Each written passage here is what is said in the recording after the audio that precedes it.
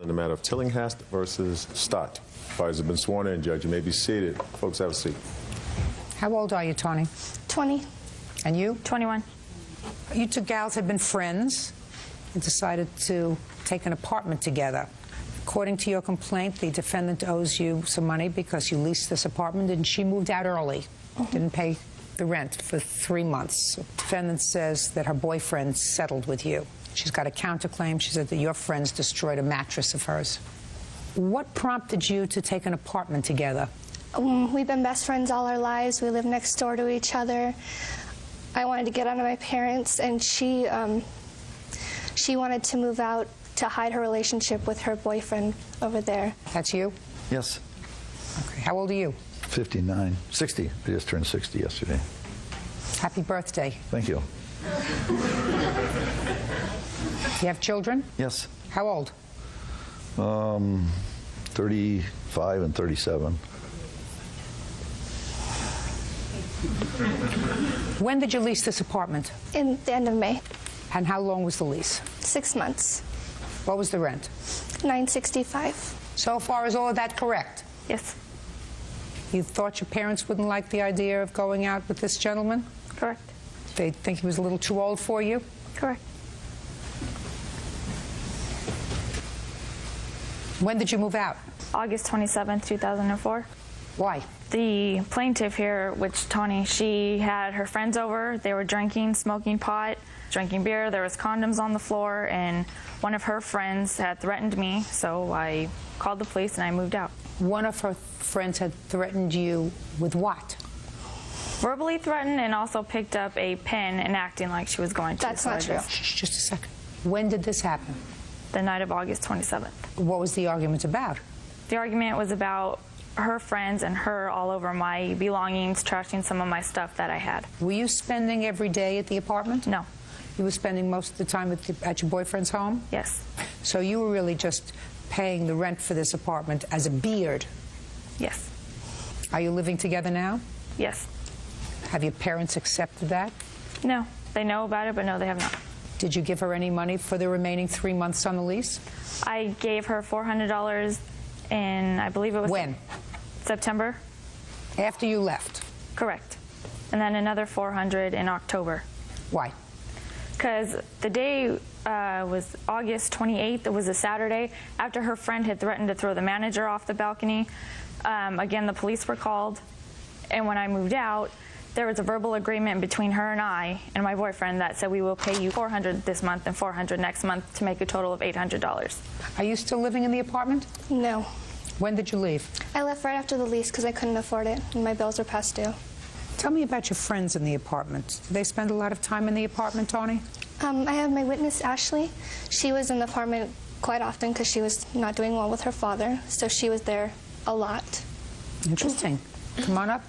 Talk to me. You're Ashley? Yes.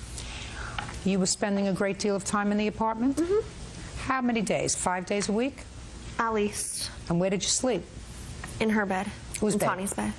Tawny's bed. And where did Yes. she sleep? She slept in her bed also. Did you pay rent? No.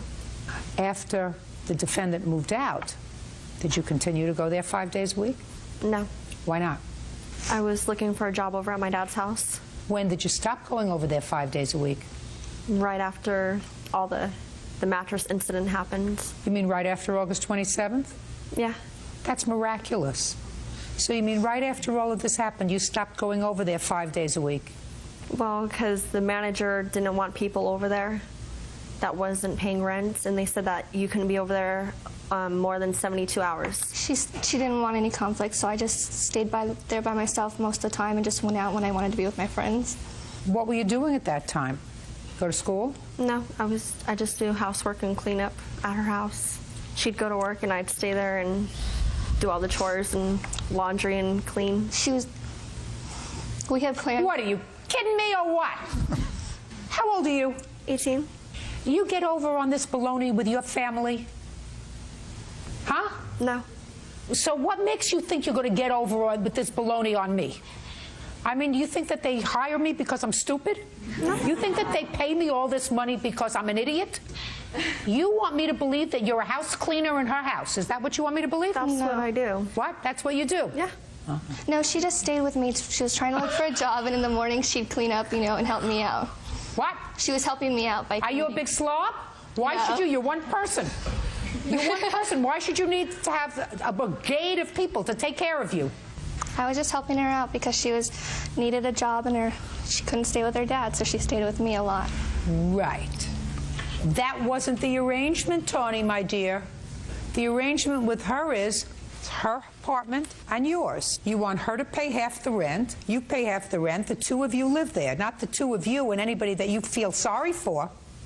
So for half the time that she was paying rent and not living there, she was living there.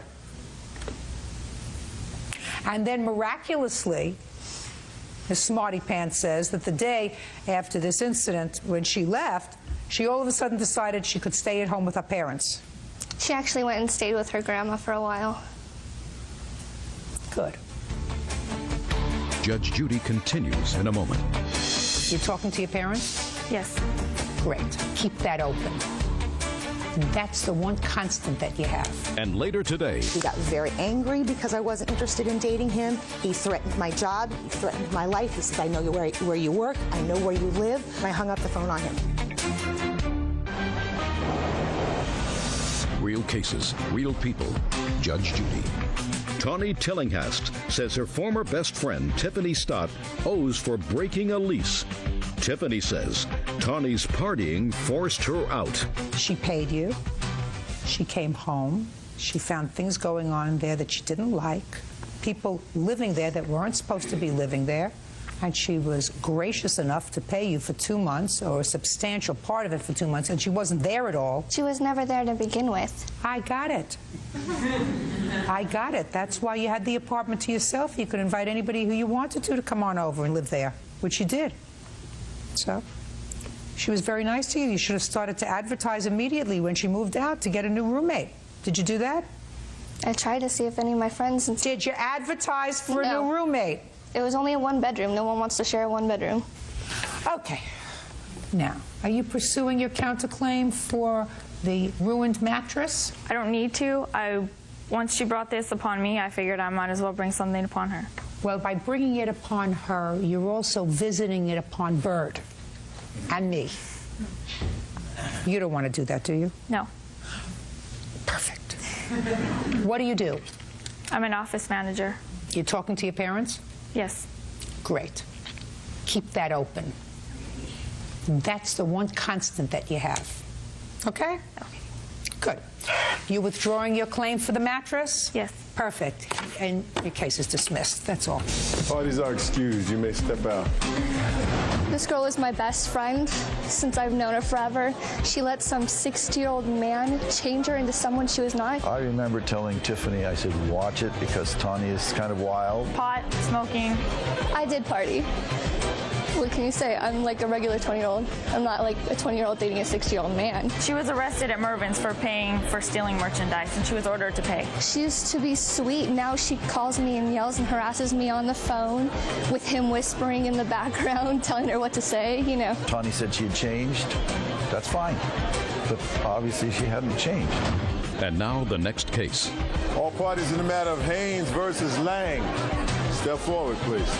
County Inspector Douglas Haynes is suing his former friend, event coordinator Kimberly Lang, for the return of furniture he loaned her. Kimberly claims Douglas gave her the furniture. Mr. Haynes, you and the defendant had a friendship, according to what I read. You met at a car dealership and you had dinner a couple of times. And it is your claim that you loaned the defendant some furniture that you had because you were doing some remodeling in your house or garage. And you now want the furniture back. Yes, Your Honor. Ms. Lang says that you never loaned her this furniture. You said that you were getting rid of it, but you'd like to have it. She said yes. She did in fact take the furniture because she was new to the area and didn't have any furniture that she had brought with her. That it was not a loan, but a gift. First, show me the furniture that you allegedly loaned to her.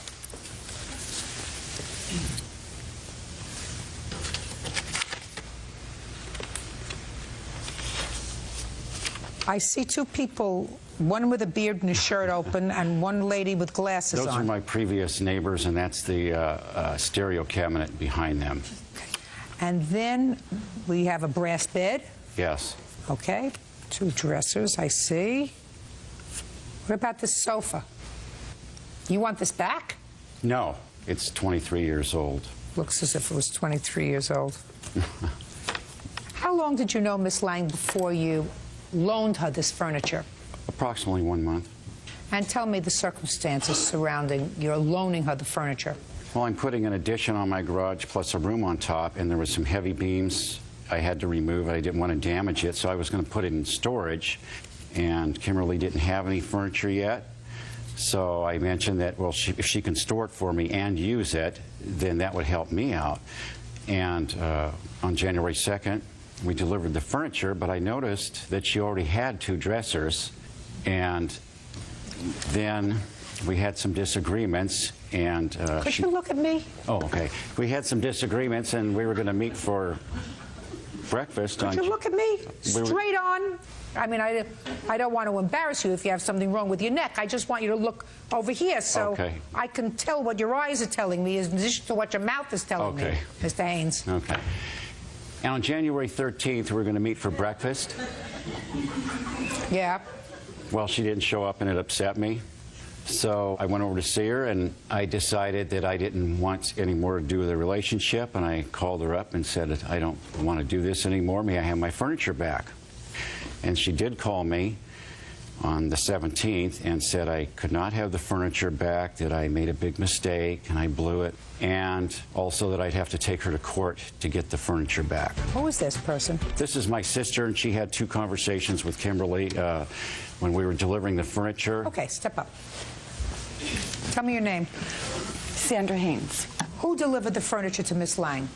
My brother and Kimberly both. What did you have to do with it? Doug was telling me, with Kimberly there, that Kimberly had agreed to store his furniture, and it was a convenient situation because she had no furniture, and so it kind of helped them both out. Okay.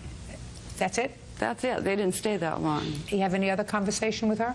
Yes, I did. When? I believe after she got back from Los Angeles on the 17th. I called her because she had let Doug know that day that he was not getting back his furniture. So I asked Kimberly, why aren't you giving my brother back his furniture? And she said that she was angry at Doug. Doug was angry at her. She got her parents involved. They didn't want her having anything to do with him, and it was out of her hands.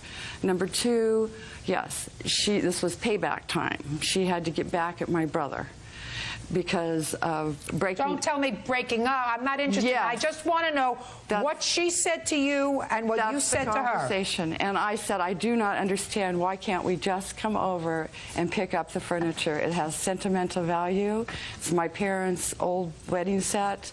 And she said? She said she'd think about it. Okay, good. Thank you. Now I'll hear you. Okay. I had met Doug 2 times prior to that date at the car dealership that I worked at. He was a customer. He had subsequently made a phone call to me that he had some furniture that he needed to get rid of, and he knew from our previous conversation that I had an empty apartment and that my stuff was in storage in Orange County. Asked me if I'd be interested in coming by and taking a look at the furniture because he needed to get rid of it. He was doing this remodel. I went by there. It was either the 31st or the 1st of December, or January 1st. Looked at the furniture. The next day was when he actually delivered it to my place. I did drop by his sister's house, yes, and met her for the first time, but I was quite surprised that Doug had already explained to her the arrangement that was made with the furniture because she seemed to know what was going on. The furniture was not a loan. It was actually a gift. And so I wasn't at liberty to explain to her what was going on, but I was quite surprised that she understood what was going on. Just a second. Sure. She suggested to you that the furniture was a loan or a gift? No. She stated, so my brother delivered the furniture this morning, yes. And how does it look, and did you set it up, and so forth. And I explained to her at the time we did set up the bed. At that point, it was pouring rain. We had a mattress in the back of Doug's truck that was being delivered to my parents. I was sleeping on the floor on a mattress. So we stopped by her house on the way to my parents to drop off that mattress. I didn't hear from Doug again until the 17th of January. I got back from Orange County. There was a message on my machine, and at that point was when he asked me to dinner. I refused to have dinner with him, and I was not interested in dating Doug. He got very angry because I wasn't interested in dating him, and he started demanding his furniture back. I don't know why he was getting upset with me at that point. He threatened my job. He threatened my life. He says, I know where you work. I know where you live. This is going to escalate, and he made some threats, and I hung up the phone on him. That's when his sister called me. Miss Lang, Yes. you sound like an intelligent lady. Thank you. He sounds, according to you, like a nut. Yes. And the only nexus that you had to this nut was these pieces of furniture that you had had for 15 days. Yes. Correct? Yes. So if I were being a smart person, I would say to myself, miscommunication, it was a gift, and now he wants it back, but he's a real nut, and he's threatening me. Douglas, get a police officer, get your truck, come over and get your furniture. We now have nothing to do with each other. There is no reason for you to call me. There's no reason for you to have anything to do with me. That's what a smart person says. Under normal circumstances? Not a stupid person who says, now I'm dealing with a nut. You are. And I have furniture that I've had for 2 weeks.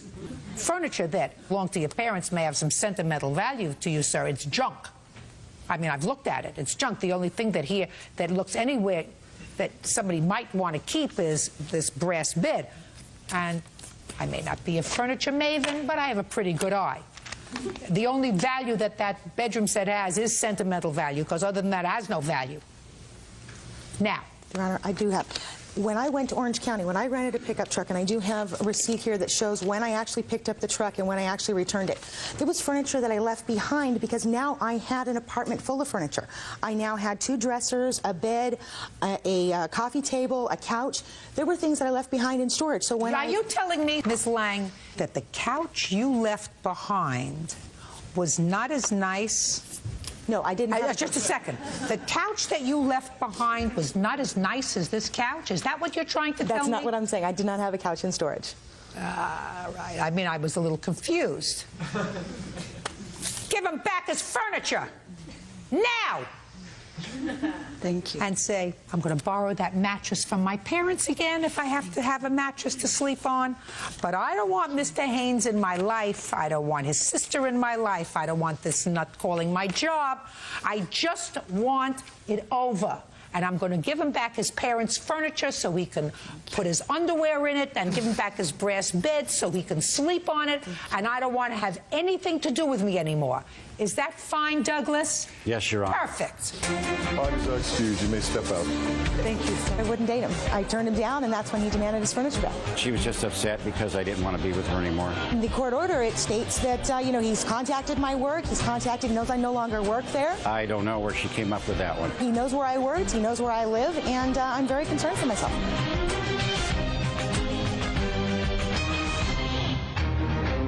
Barr versus Baum.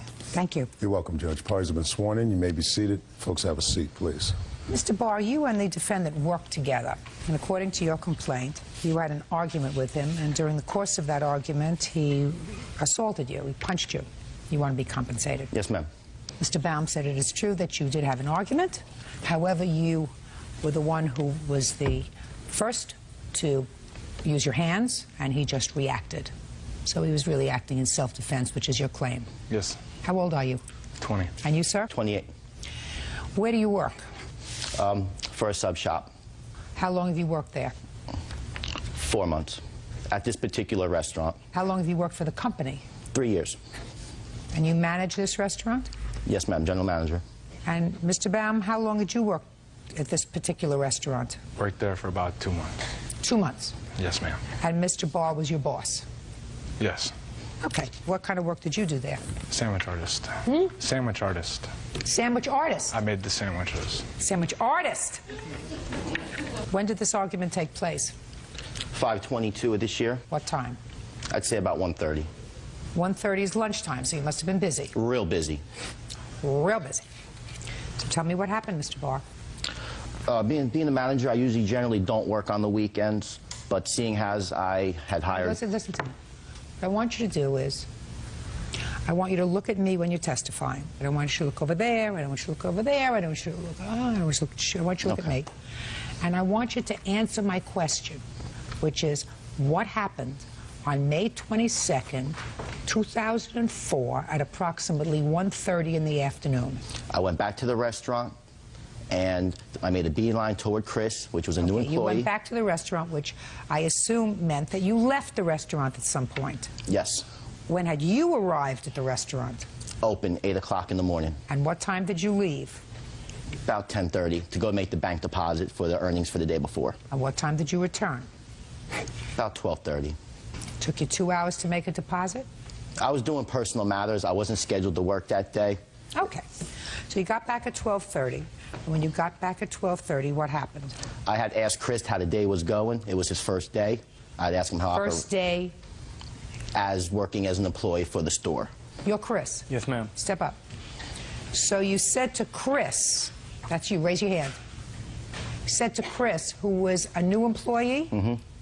This gentleman was a yes. new employee. You said, how are things going? Exactly. How you liking it? Are you picking things up? Is Nick and the other girl showing you stuff? Okay. And Chris said? Nothing positive toward Nick. They're not getting along. Nick's telling him he's not doing stuff right. He's ready to walk out. You mean Chris is ready to leave? Chris is ready to walk out. Nick's having an attitude. And earlier that morning, I observed Nick having an attitude toward customers. I knew there was something on his chest. I figured it would just shake it off as the day went on. But obviously it didn't. It progressed. So what happened next? I asked the other girl who was working there, what has she seen? Well, what's going on? I don't want you to tell me what she said. Exactly. Well, anyway, I asked another staff member what they thought of the situation. They shook their head, walked away. They didn't want no part of any of the nonsense. I had then started to walk up to the register.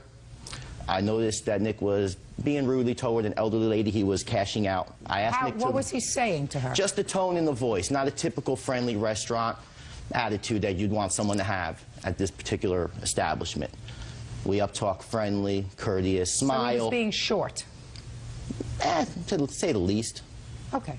Well, I have to envision what you're saying, sir, because you're not being more articulate. You want to try to explain better what you observed with regard to this elderly Just woman? his body language and his tone of his voice. Okay.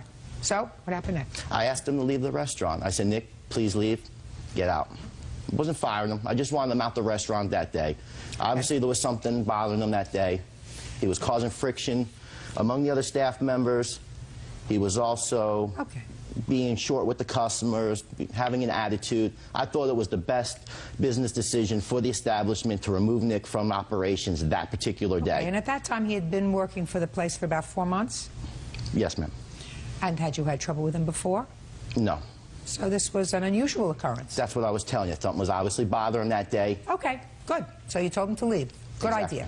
What happened?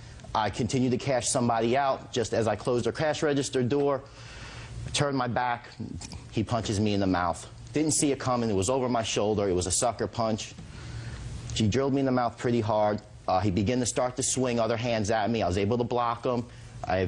Somehow we got into a stance, wrestled. My first instance was to get him away from the glass, away from the knives, away from the customers, because meanwhile the line's out the door. There's all these people in the establishment, and this is what they're seeing. They're seeing Nick attacking the manager. I got Nick out into the lobby. I led up. As I led him up, I had blood going down. I went like this, tried to get my bearings straight. What's going on? Why am I bleeding? And next thing you know, Nick and Chris were running down the street like two little girls. Okay. Judge Judy continues in a moment. What happened after you pushed him in the back? He turned around and scratched me like a girl. Well, didn't you report it to the police, sir? I'm a felon. I'm not going to get arrested for someone fighting with me. What kind of felony? 2 criminal mischief and 2 grand theft. And later today, You say, because she breached the agreement, I should be able to use these songs for my own purposes in the future. He can't do that. That's my melody. real cases, real people. Judge Judy. Sandwich store manager Craig Barr says former employee Nick Baum punched him in the mouth at work. Nick says Craig slapped his hand. What kind of injury did you suffer, Mr. Barr? I was treated at the emergency room for 4 stitches inside and outside of my lip. It seems to be that when he hit me, my teeth went through my bottom lip. You had 4 stitches in 4 stitches, and I need to go back for plastic laser surgery once all the scar tissue settles, and then they can see exactly how they can make this to be not a permanent injury. Okay, who is this? This is a witness. Her name's Shannon. She was there that day. All right, Mr. Baum, I'd like you can sit down. I'd like you to tell me your version of the events. You were having a bad day. Why were you having a bad day, Mr. Baum? Because Christopher Struss was not up to date on his job. He wasn't doing it properly. But he was a new employee, Mr. Baum. I know. That's the whole thing. You know, friends can't work together. So he was your friend? Yes, we are friends. Before the whole thing, we had picked him up from Port Charlotte to bring him in. So you got him the job? It was his idea for the job. But he didn't know Chris, did he? Yes, he did. You knew Chris from before? I knew him from the streets. You told him about Chris? Exactly. Well, I didn't tell him that he needed a job. He come over to stay the weekend. At your house? At his house. I was living with him. Oh. That's not necessarily true, Your Honor. Yes, it is. Just a second. Mr. Baum was living at your house? I wouldn't say that. He was staying there. He was kicked out of his previous residence for his hostile attitude toward the people he was staying with. Okay. Just a minute. And he was staying at your house? I guess so. I still have his house key. Take your hands out of your pockets. He was staying at your house, and Chris was staying at your house? He had asked to stay for the weekend. Okay, fine. So now he's back at the shop, Mr. Baum. So now tell me what happened with Mr. Barr. When he had come in, me and Christopher confronted him about what we were talking about, him not doing his job right. He didn't want to hear it. He ignored it. He walked straight up and down the line. Then come to me while I'm proceeding to help a customer. Not no old woman, a gentleman. He then smacked my hand, pushed in front of me, told me to get the hell out. How did he do that, sir? I'm standing here at the register. Chris, stand up over there. You're standing next to the register. Say this is me. This is me. He's on the register helping a customer. No. Who's on the register? Myself. You're on the register. Say he's me. He's playing you. Yes. Listen to me. He's you. He's at the register now. And I'm Mr. Barr. And you're Mr. Barr. So make like you're at the register. He come up, smack my hand. Oh, show me how he did that. Okay, he pushed your hand away. No, he hit it. He hit it hard with force. And he said, get out. He didn't ask him. I didn't ask you anything. You went like this. Pushed your hand up. And then squeezed in front of me between the register as I'm helping. Okay. And then what happened, sir? I pushed him, stepped back. How did you put? No, show me how you pushed him. Okay, so you pushed him from the back. And then. And the shot. I did. Do you hear? I didn't ask you a thing. And then what happened after you pushed him in the back? He turned around and scratched me like a girl. How did he scratch you? From the left top corner of my forehead across to my bottom right eye. With his nails? Nails and all. I still got a faint scar. Well, didn't you report it to the police, sir? Nope.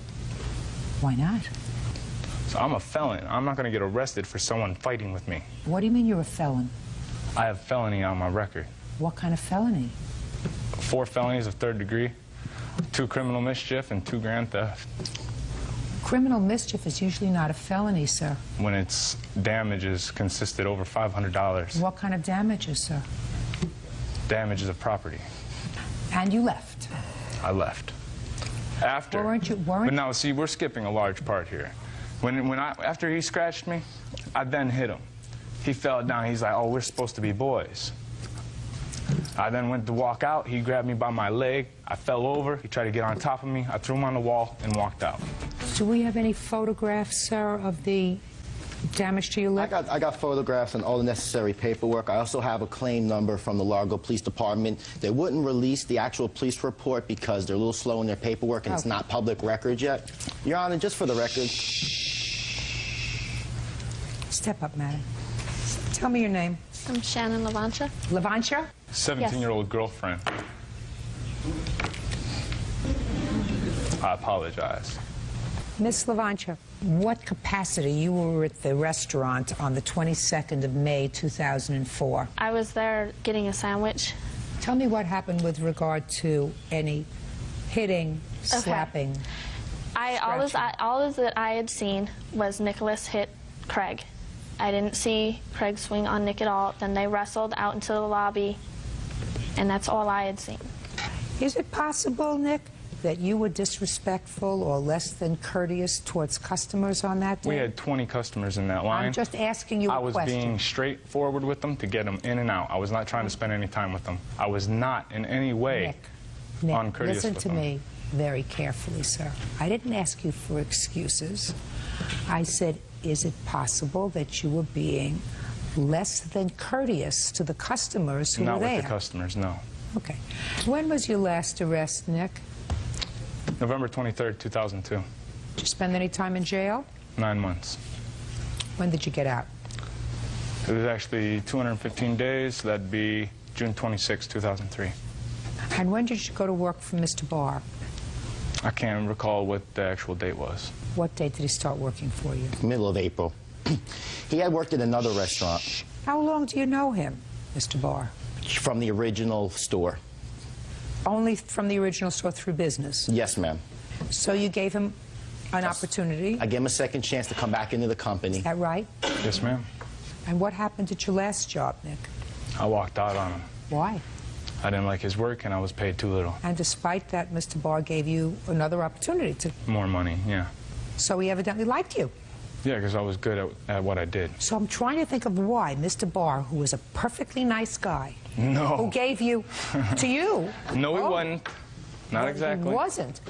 Well, according to you, he was. There was a lot of confrontations up to the point where I wound up living with him.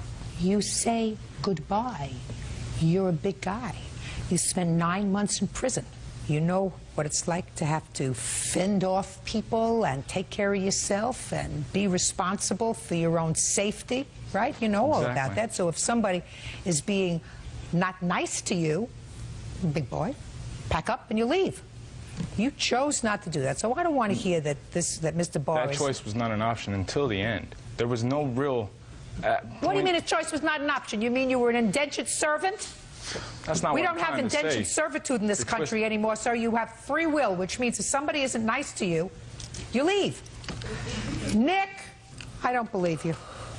I don't believe you. I believe that maybe he knocked your hand off the cash register. That doesn't justify punching him in the face, causing him to have 4 stitches and a permanent scar on his lip, which are reflected in here. Judgment for the plaintiff in the amount of $2,500. That's all. Step out. Step out. Parties are excused. You may step out. No comment. I wasn't really at fault. He put his hands on me. What can I say? You know, if I knew it was going to be like this, I would have hit him more than once. And now the next case. All parties in the matter of Jones versus Dunson.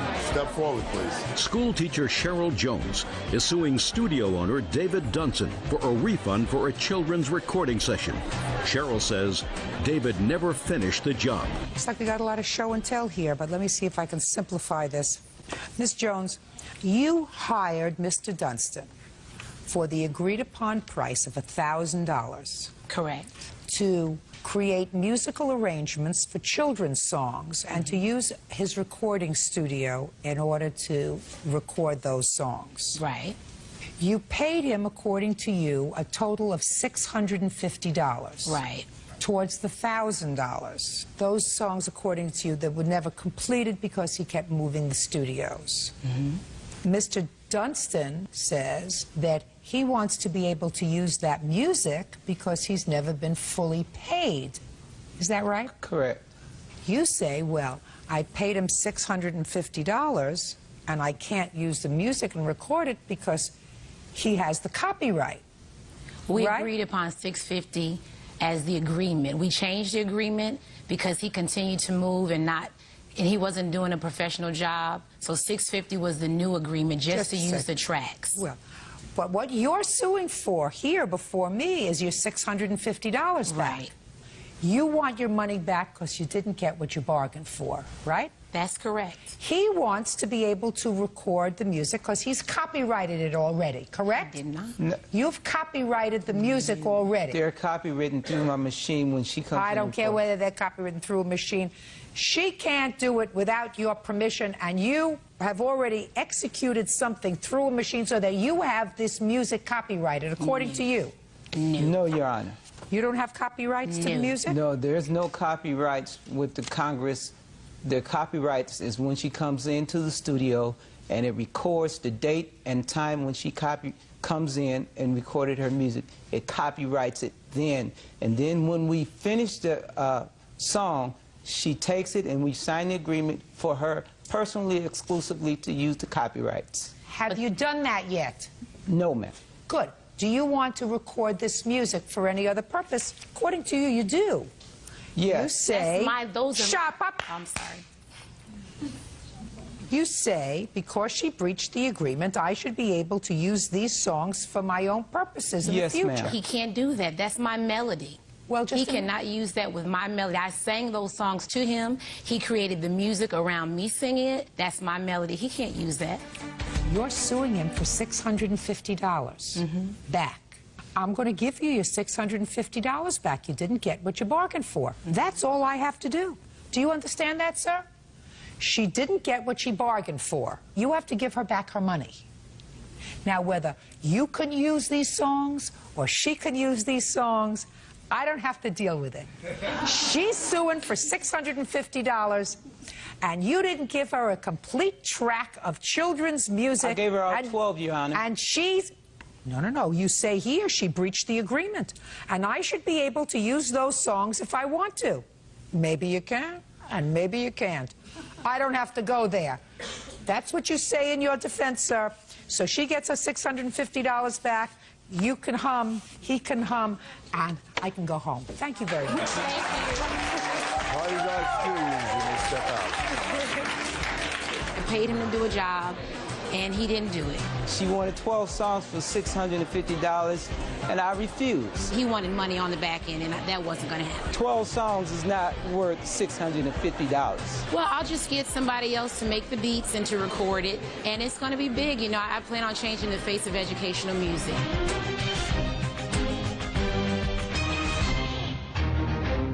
Dean versus Howenstein. Parties have been sworn in, Judge. You may be seated. Folks have seats. Ms. Howenstein, the defendant is your stepdaughter. Correct. Is your husband here today? Yes, he is. How long have you been married? April 2002. According to your claim, your stepdaughter assaulted you in a bar. Right. She said that she was merely defending herself, and you hit her first. Is that right? No, she hit me first, and then I spilled beer on her first, and then she hit me. Hit you first? Yeah. You were retaliating? Yeah. How long did you know her father before you married? About 3 years. Did you get along with the daughter? She's the one that introduced us. Really? Yes.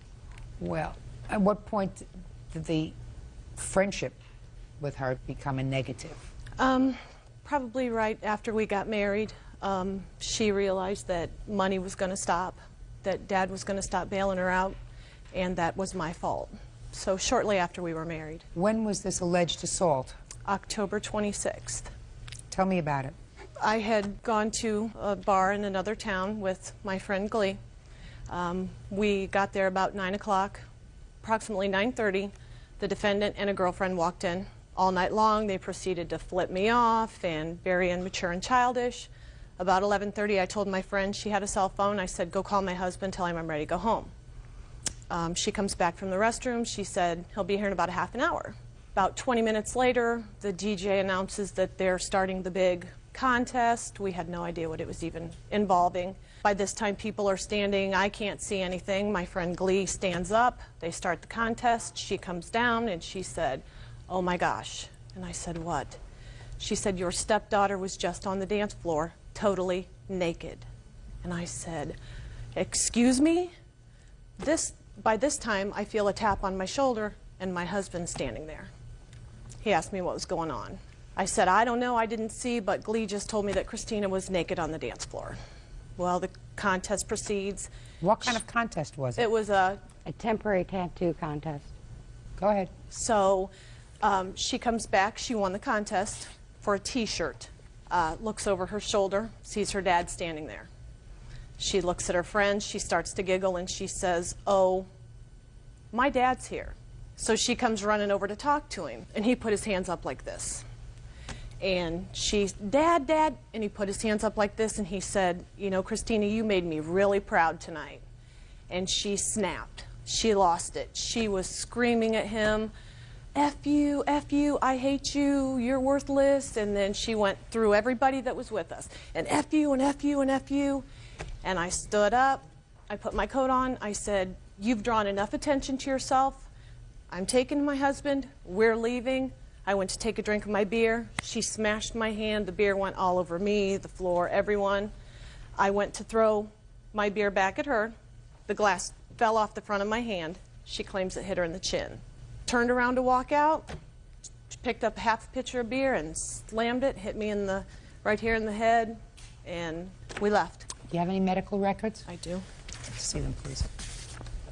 You have pictures, ma'am? I do.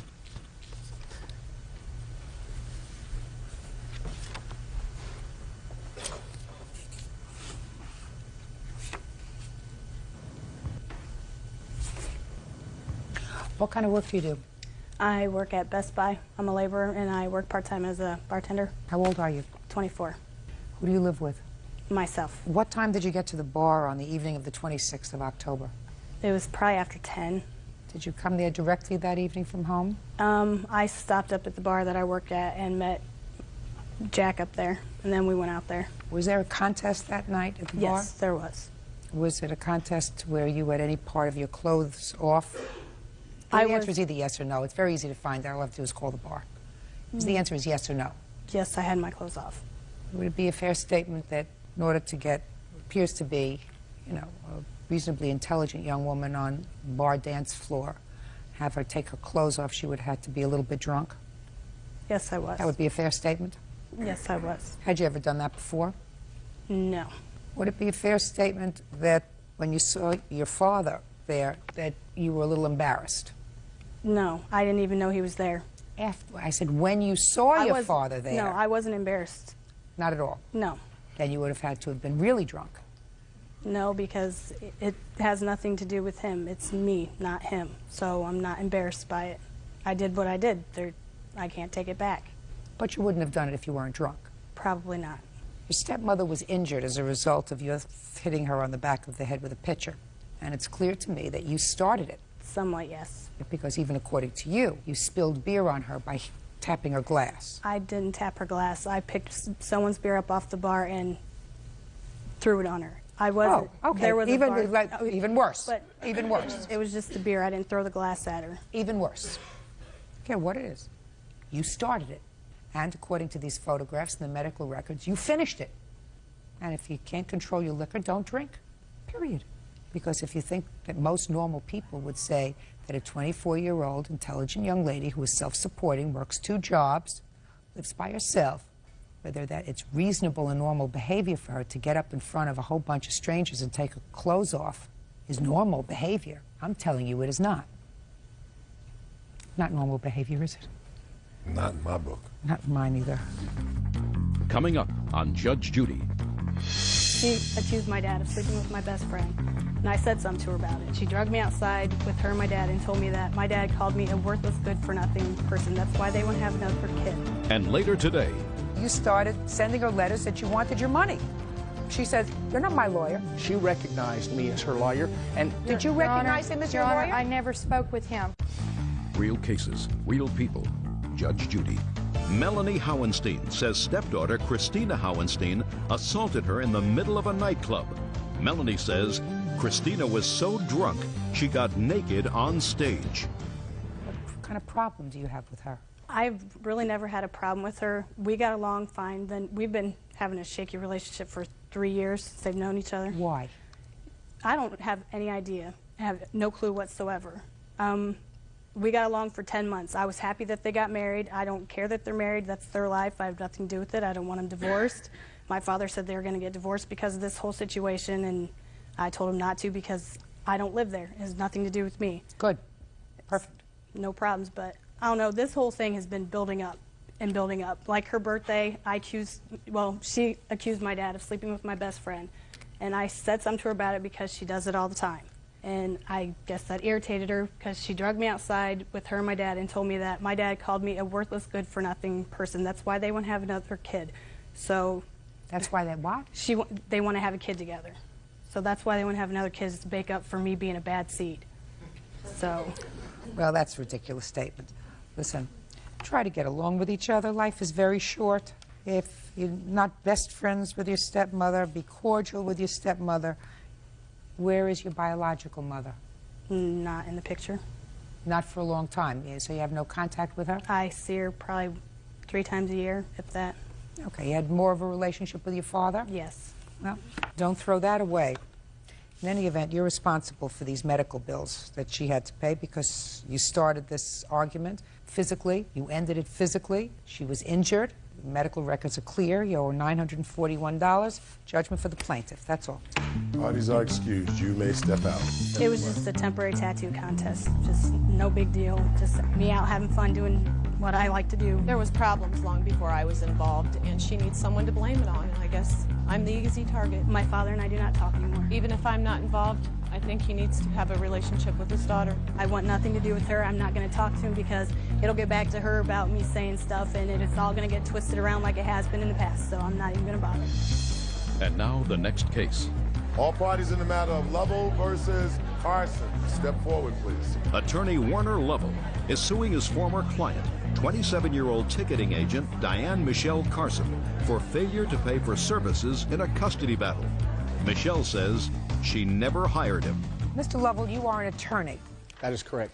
And it is your claim that the defendant retained you in a custody proceeding to represent her and that she has an outstanding bill that she wanted to pay. That is correct, Your Honor. Ms. Carson says that she never retained you, that her mother, if anyone, retained you in this custody proceeding, and aside from that, you failed to show up in court on the day of the hearing. Is that your defense? Yes. I gather, Ms. Carson, that this whole case started with a custody proceeding involving your former husband some 6 or 7 years ago. Yes, Your Honor. And you have 2 small children. Yes. According to what I read in your answer, you lost custody to your husband. Yes. And your husband remarried. And recently he was dispatched to go into active duty, leaving the 2 children with their stepmother. And it was your desire to regain custody of the children, even temporarily, while their father was in the active military, rather than leaving them with their stepmother. That's what the lawsuit was about. Yes. And now, Mr. Lovell, I would like you to tell me when Ms. Carson came to see you, how she was referred to you. I'd like to see the retainer agreement that she signed. Your Honor, she came to me on or about June 18, 2002, the same date that she signed this agreement. Actually, she didn't come into my office. I gave the agreement to my secretary, one of my witnesses here, Diane Galloway, who is the mother of the defendant. Okay, hold on a second. You took this retainer agreement, which I want to read for a second, and you gave it to your witness, who happens to be the defendant's mother. Right, but Your Honor... When it was returned to you, was it returned signed? Yes. So your conversations were primarily with her mother, who was your secretary? That's correct. Did you sign a retainer agreement with the plaintiff in June? No, I did not. Step up, please. Ms. Galloway, you worked for the plaintiff? Yes. For how long? 5 years. Prior to the 18th of June, 2002, did you discuss with the plaintiff your daughter's predicament with regard to her 2 children? Yes. When had your daughter first contacted you and told you that the children were going to be with their stepmother? She didn't contact me. I just knew. How did you know? Because I correspond with their father and the stepmother. When you found out about it, what did you do? I encouraged her to try to get temporary custody of them. When did you speak to him? June the 18th. Are you telling me that prior to June the 18th you never spoke to him about the situation? Not as far as in a professional manner, just as far as in corresponding, I would come in kind of depressed or upset or something and, share with him the situation. Now, in June is when you had the first formal conversation with him, is that right? That's correct. And was it at that time that he gave you this retainer agreement? Yes. And what did you do with the retainer agreement? I signed it, and then Michelle signed it. Where was she when she signed it? In my kitchen, in my house. On what date? September, I'm going to say probably around 21st, 22nd. Your Honor, I don't want you to speak. Okay. Judge Judy continues in a moment. The conference with client that you are referring to in your billing statement has to be Miss Galloway. Is that correct? Yes, but may I explain? No. Real cases, real people. Judge Judy. Attorney Warner Lovell says former client Michelle Carson owes for his services involving custody. Michelle says Mr. Lovell was hired by her mother, so she should pay. Why is it that your daughter didn't sign the retainer agreement until September? Because the proceedings, the way they were going, we thought we were going to have to, you know, get attorney fees from the defendant. And I couldn't do that because I was not a party to the litigation. So I told her, in order to get attorney fees, you're the party, I'm not, you need to sign this. Now, when was the hearing in this case? First one I was involved in was scheduled for June 28, 2002, but we went in a day early, the 27th, at mutual agreement. Mr. Lovell, between June 18th and September, how many court appearances did you make? I made that one. And then? There was another lawyer involved for the defendant here, and the defendant and her mother wanted someone with more experience. I have 32 years experience. Shh, Mr. Lovell. Who told you that? Diane Galloway, my witness, told me they wanted someone more experienced. I then communicated with the defendant about this, and I sent her letters. She never responded to one of the letters and indicated what was the date of, what was the date of the letter, sir? It was September 23rd. Was to her lawyer, my co-counsel, pointing out... No. Mr. Lovell, Mr. Lovell, sir, let me explain to you where I'm going, and you know exactly. You know exactly where I'm going, Mr. Lovell. Right. Between June 18th and some date in September that your witness is not sure of, the defendant did not retain you.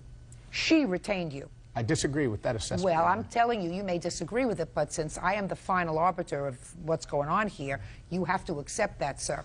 Now, you are suing for work that was done between June and September. I think that your secretary wanted some help with a custody case that she thought was a good idea initially in April. She told her daughter that she thought her daughter should pursue this custody case as opposed to the stepmother. Her daughter retained her own attorney. She signed a retainer agreement with you in June. She did not sign it until September. And all I'm asking you now, sir, is to fill in the blanks for me when you had correspondence with the defendant. Show me. The first letter I had with her was the 23rd of September. Here's a copy of the letter. I had another one on October 8th. But prior to these letters, I had telephone communications with her, Judge, Your Honor, and she recognized me as her counsel. Don't tell me she recognized you as her counsel, sir. I don't see that she recognized you as her counsel. You don't have a retainer agreement signed by her until September. And in September, you started sending her letters that you wanted your money. She says, you're not my lawyer. I mean, I'm not asking her any questions. I'm just looking at your paperwork, sir, and listening to your witness. From August 6th to October 7th, Diane Galloway was out of my office with a wrist injury and surgery. So I was having to communicate some with the defendant directly. She recognized me as her lawyer. And did you recognize him as your lawyer? I never spoke with him. It was always through my mom. My mom would tell me something. I never spoke with this gentleman on the telephone except for one time, and it was a no charge on the billing statement.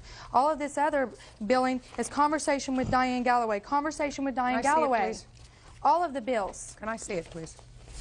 How much did you pay your attorney? My attorney, $2,000. What happened with the case? I lost. Judge Judy continues in a moment. Who paid you your retainer on June 18th? Diane Galloway paid a $500 retainer on that time. I have a copy of the check she's given. I believe you. Okay. Am I correct that in your statement to this defendant, dated 7/1/02 for the month of June, that when you refer to conference with client, you are referring to Miss Galloway? Some of those were with Miss Galloway. I had a conversation or two with each one. Listen to me, sir. You don't say clients. You say client. Did you have a conference with Miss Carson on 6/18? The answer is either yes or no. No. So if you did not have a conference, Mr. Lovell, with Ms. Carson on June 18th, the conference with client that you are referring to in your billing statement has to be Ms. Galloway. Is that correct? Yes, but may I explain? No. On June 19th, did you have a conference with Ms. Carson? Not in person. Are you telling me, sir, that you had a conference on the telephone with Ms. Carson and you had a conference with Ms. Galloway as well? No. The defendant worked for American Airlines and I couldn't reach her by phone during the day. When I would call, I usually would not get a response. If she had to come into my office, she would lose pay. Therefore, I would communicate to her through Diane Galloway. Mr. Lovell, I'm not going to prolong this torture anymore, sir. You do not have a case against Ms. Carson, and you know it. Case dismissed. That's all. Parties are excused. You may step out. Judge Judy continues in a moment. Came as a complete surprise to me today that she's saying I'm not her lawyer. The agreement was that my mother hired him. He was a co-counsel. She was paying the bill, and I was paying my own lawyer bill. What I heard my daughter say is that I pushed her into getting temporary custody of her children versus her stepmom. That tells me that she don't want them. And I've gone through 3 lawyers paying and paying to get my children, so it's not that I don't want my children.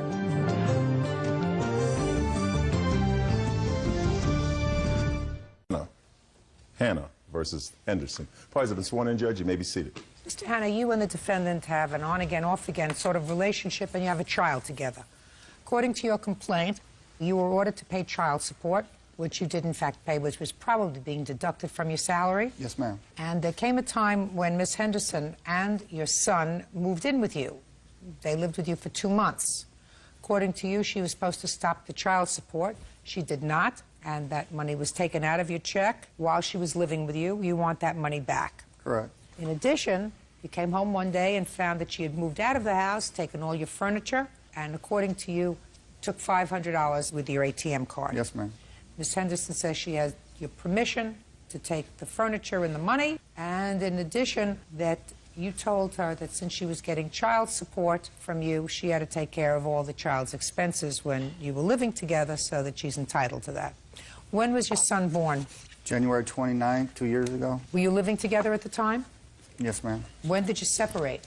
About 4 months later, I was at work, got a phone call from a friend of mine, says Jesse came out of an apartment complex, known to be one... listen, I just asked you for a date. Okay. You know. It's probably 4 months after my son was born. Did you start to pay child support immediately? Yes, ma'am. That was as soon as she moved out? Yes, ma'am. Now, when did she move back in with you? Well, we got back together, and I was staying with her at her East 46th Street house, and she said we need to get a single house for us and the kids. So for the next 4 months, we was looking at houses. I bought a 4-bedroom house in the suburb of Cleveland, Parma. I thought everything was going good. When she moved into the house that you bought, was she giving you any money? She did at first. She gave me $3,000, help pay for, like insurance and stuff like that. Just a minute. So she stayed with you for 2 months in the new house that you bought? Yes, ma'am. And when she stayed with you for 2 months, she gave you $3,000? Yes, ma'am. What did she give you the $3,000 for, sir? It was child support money. She gave it back to me saying, here, since we was living together prior to moving into this house, that she's like, here, it's my savings, take it. And you took it? Yes, ma'am. So what are you suing her now for? Thank you. What are you suing her now for? She sued me back for the $3,000, but she signed a gift letter saying it was a gift, free and clear, no strings attached before I bought my house. Just 1 second. Hold on a second. So she sued you for the $3,000? Yes, ma'am. Did she get it? No, ma'am. So now you have the $3,000? Yes, ma'am. So what are you suing her for? The child support was from when we stayed together at her East 47th Street home that she continued to get while I was living with her. Under Ohio law, she was supposed to report that I was living with her at child support. She never did. Under the new agreement that I bought the new house, the child support was supposed to be dropped. The money is now is irrelevant. She took my kids and my life. That's the important thing. She has refused up until this week to let me see my children. I continue to pay this. Mr. Hanna, listen to me very carefully, sir. You have to decide what court you want to be in. If you're not here over the money, because clearly, if she gave you $3,000 when you moved into the new house, and this house is in your name, yes, ma'am, and for moving in expenses, for the child support, for whatever, and that was her savings, that's what you just told me, she gave you her savings, I am unsympathetic with you with regard to her taking $500 out of your ATM account. So if what you're saying is that you're angry because she won't let you see your son, that's a whole different story. That's something that I can't do anything about. That's something that you have to do something about. Legal motions have been filed in our hometown. I'm in the process of, going after joint custody with her. Tracking down where she's staying currently is another story. Well, why do you think she's so angry with you, Mr. Hanna? Your Honor, I come home, I work 6 days a week, I drive truck, I work 14 hours a day. I come home on a Friday night, my whole house is empty. My kids are gone. Can you picture everything you own? One child. No, she has another child by a previous relationship. I understand that, but you only have one child together. I consider hers mine, though. Do you with pay all my child heart. support for her? I give that child everything she needed. Do you pay child support for her? No, but I continue to give that child everything she needs. The love and a father. Ain't that the most important thing? No, the most important thing is food. Right? She took that, too. The most important thing, Mr. Hanna, is food. She took that also. I'm asking you a question. So you don't know why she cleaned out your house. Why don't you tell him? He knows why. No, just a minute. He doesn't know why. Because he was cheating on me. Got it? No, ma'am. All right. Yes. That's what's in her head. I know that's what's in her head. If she would stay on her psychiatric medication, things would be all right. Excuse me, Your Honor, it's Zoloft, okay? Depression, for the first time he loved me. Now, Miss Henderson. Yes. You have a child together. Yes. He may not be a wonderful mate. Correct. But you picked him to father your child. Correct. You cannot decide after you have had a child with someone that you don't want them to have any input in that child's life anymore because you don't like. I'm speaking because you don't like them anymore. That's not your prerogative. And if you do that, you're doing a disservice to your son, who will one day grow up and hate you for it. May not hate you for it now because he's 2, 3 years old, but when he's 15, trust me, he will hate you for it. I've been in this business a long time. So I would not fight the issue of regular contact between this gentleman and his child. Can I say something, Your Honor? Sure.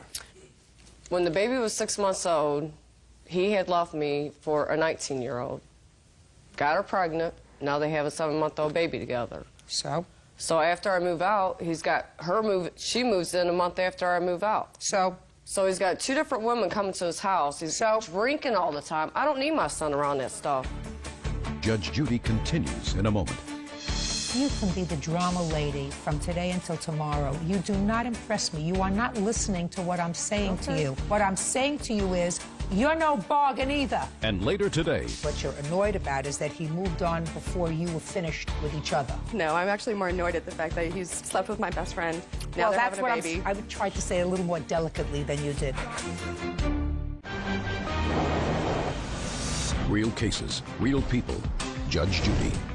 Michael Hanna claims ex-fiancée Jessica Henderson owes for the return of child support.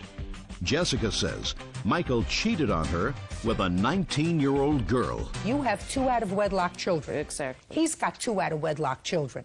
Sounds like a perfect match to me. What I'm telling you is, you picked him. He is the father of your son. Don't look at him. Don't look at her. He is the father of your son. You don't have the right to say, I don't want him to have anything to do with him. You don't have that right. If a judge tells you that because it's not in the child's best interest, the judge will make that decision. But I'm telling you that you don't have the right, just because you wear the mantra mother, to say this person who had father a child, who you lived with off and on, who this child knows as his father, you don't have the right to cut off that relationship. And you may have the right to cut off the relationship with the older child and him. That's unfortunate if he's been in that child's life for a long time. But you certainly don't have the right to cut off a relationship with his biological son. That's very stupid. So it's all right to let my son go over there while he, have sex with these 2 women at the same time, out drinking, having his other girlfriend, Miss Henderson, taking my child to daycare. Miss Henderson, listen to me carefully. You can be the drama lady from today until tomorrow. You do not impress me. You are not listening to what I'm saying to you. What I'm saying to you is, You're no bargain either. You've had 2 out-of-wedlock children. Correct. As far as I can tell, somebody else was at least marginally supporting you. I don't know who supports you now. What I'm telling you is the 2 of you aren't bargains. However, maybe between the 2 of you, you can make one perfect parent. Maybe 50% you, 50% him. You don't have the right to tell him he can't see his son. Your case is dismissed, sir. She gave you $3,000. It's over. Goodbye. Bodies are excused. You may step out. I'm not mad. I'm just glad that she voiced her opinion about me being able to see my children. I know his lifestyle, and, you know, I really don't want my child growing up like he did. Judge Judy asked her who helped support her. She lives with a 72-year-old sugar daddy. I know what goes on when the children aren't there. Maybe if I'm living the lifestyle she accuses me of, maybe she still wants a part of it. I don't know. He's not ready to be a father. She'd still be in my house and still be with my kids right now. She wouldn't, you know, she'd just leave the drugs and everything else alone, you know. He'll go his separate way and I'll go my separate way. And now the next case. All parties in the matter of Rushworth versus Tripp, step forward.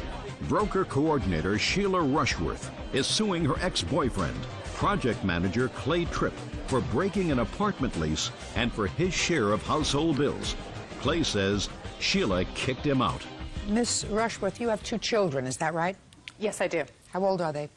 14 and just turned 11. According to your complaint, you and Mr. Tripp were in a relationship and decided to lease an apartment or a home together. Correct. You did so and moved in with your 2 children. There came a time when the 2 of you weren't getting along anymore. Mr. Tripp moved out of the apartment.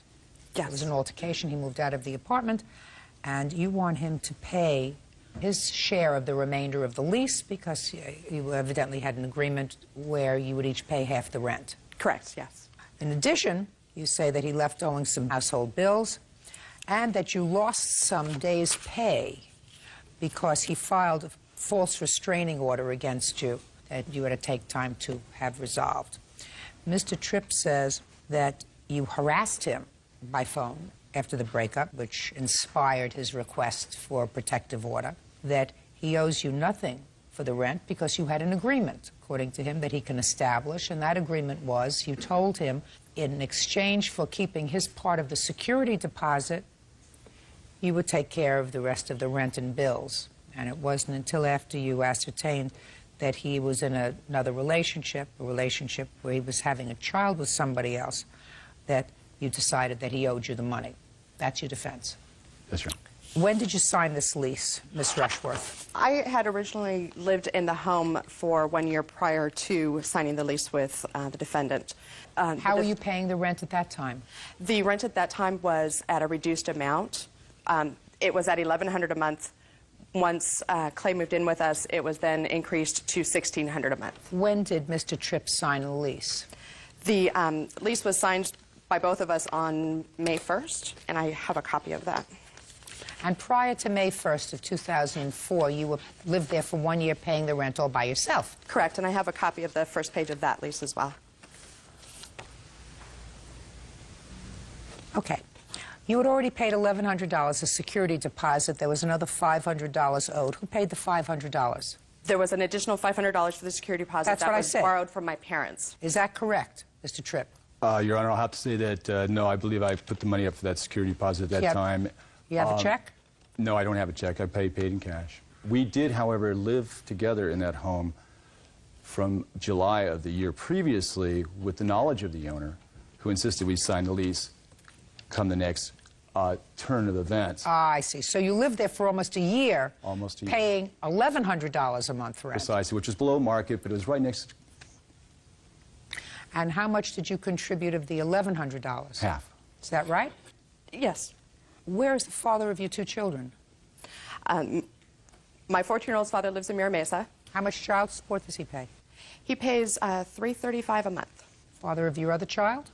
He lives in Colorado, and he pays $300 a month. Okay, let's get to the rent. When did you move out, sir? I moved out December 1st. What precipitated your moving out?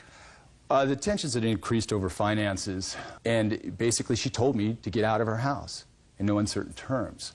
Is that right, Miss Rushworth? Minus a few details is correct. So you told him to leave? That was because he threw water at me. He threw a glass of water at me, and Then after that... So was what you're telling me, you want the rent on this house from December when he left until the end of the lease in May? Yes. You're not going to get it. Real cases, real people. Judge Judy. Sheila Rushworth says ex-boyfriend Clay Tripp owes for breaking an apartment lease and for household bills. You were living there with your 2 children, so that you were 3 people. He's 1 person, and yet from the time he moved in, he paid half the bills. So, quite honestly, I don't know what you're doing here with regard to the rent. That's exactly why we're here, because the 2 of us couldn't decide on the rent and how it should be handled. As far as the other remaining portion of it, the monthly bills that we had, household bills that we had in effect at the time he left, is all I'm asking for him to pay his share of. The SDG&E, the trash, the water, the cable. Well, how much does that come to? When you take off the rent, it's about $1,000. And when he gave you money prior to you having difficulty, did he give you money by check or cash for these bills? He would give me cash depending on the amount of his check, but for the 3 months prior to this event occurring, he was having his wages garnished by the IRS, so they would take $1,200 of his check. If he only had $300 or $400 out of the check, he might give me $100 of it. That's what happens when you play house. Sure, that's exactly, and that's what I mean by sometimes it was more. Then I've just resolved the issue for you, madam. The items that he's saying he's paid. I've just resolved the issue for you, madam. It's over. It's over. You played house for a while. It didn't work out. He does not strike me as a deadbeat. What he did was say to you, I am in effect assisting and supporting your children. He also would work from home. So what difference does that make? Which facilitates... No. Shh. Yes, sir. That doesn't make any difference. Miss Rushworth. If he worked out of your home, that means he worked out of the home that he had before you, I assume. Which was with me. For 6 years, we lived together. Oh, so why are you telling me, madam, that this was a relatively recent thing? Clay and I moved in together in September of 1999. After 2 years of living there, he left on a moment's notice. I was evicted. We got back together. He never once made up for it. He moved in with me at the apartment when I was living there because he was evicted from his place. He didn't move in with you, madam. I let him move in with me. Listen. He's been... Miss Rushworth. Yes. It's over. Yes. The rent is over. The gas bill is over. I'm not interested in the rent and the gas bill. I'm interested in the final part of your claim, which is that he filed false allegations against you, which required you to defend a protective order. The allegations he filed, I did not say were false. I just said he filed allegations and then didn't bother to show up at the hearing. He's allowed to do that. I felt He's just arbitrarily not show up after I'm required to attend the hearing? Absolutely. Very often people say, listen, the allegations are true, but we had a long-term relationship. All I wanted to do was stop harassing me. So I'm going to file this. I'm going to give her a wake-up call. Wake up. It's over. Don't call me anymore. He only did that at the instance of his girlfriend. His girlfriend is the one who instigated it because the restraining order was restraining me from contacting her. And he's filed one for every girlfriend he's had over the last 12 years. Excuse me? I'm sorry, but she's leaving a lot out. Just a second. She's not leaving anything out that I require. Okay. So, Miss Rushworth, he's moved on. What you're annoyed about is that he moved on before you were finished with each other. No. I'm actually more annoyed at the fact that he's, slept with my best friend. Now they're having a baby. And now they're, doing all kinds of stuff. And so there's a whole lot of other issues. I tried to say that more delicately, that he moved on with his life. At this point, that's exactly where it comes to, and I appreciate you pointing that out. I'm just saying that it's a little more, I would try to say it a little more delicately than you did. He moved on with his life before you were finished with your life together. And that was aggravating. You had a 6-year relationship, not just a year relationship. And I can imagine that you are really angry. Time to say, period. Bye-bye. Bye-bye. May I and I say the same. Period. Your Honor. May I give him the remaining documents that I had at the house that he doesn't have? You give them to Byrd. Great. Byrd will take care of it. Thank you. How does that excuse? You step out. Hey. He still doesn't care. He still isn't sorry. He doesn't have any change in his behavior, and he doesn't feel he owes the money. She has a great perspective as far as when it is over. It is over. It's time to move on. He was cheating on me and having an affair, and then he decided to leave, move in with her, and have a baby. She is having the same kind of trouble with her husband at the time. Neither one of us had any intimacy until long after we were out of the house. I was tired of the abuse. I was tired of being, yelled at and called names and stuff. And, he threw water at me, and I called the police.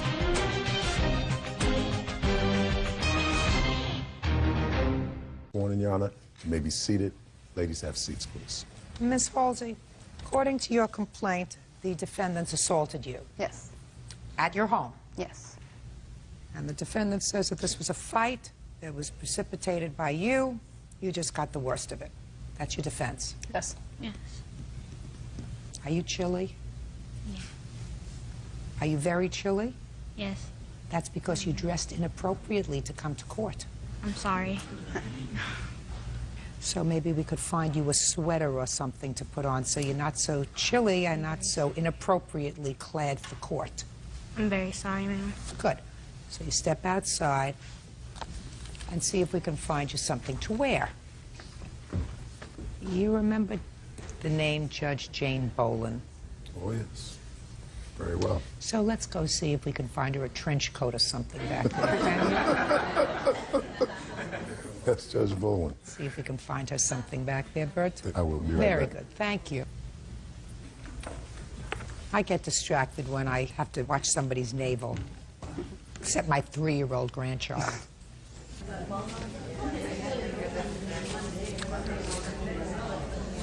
Okay.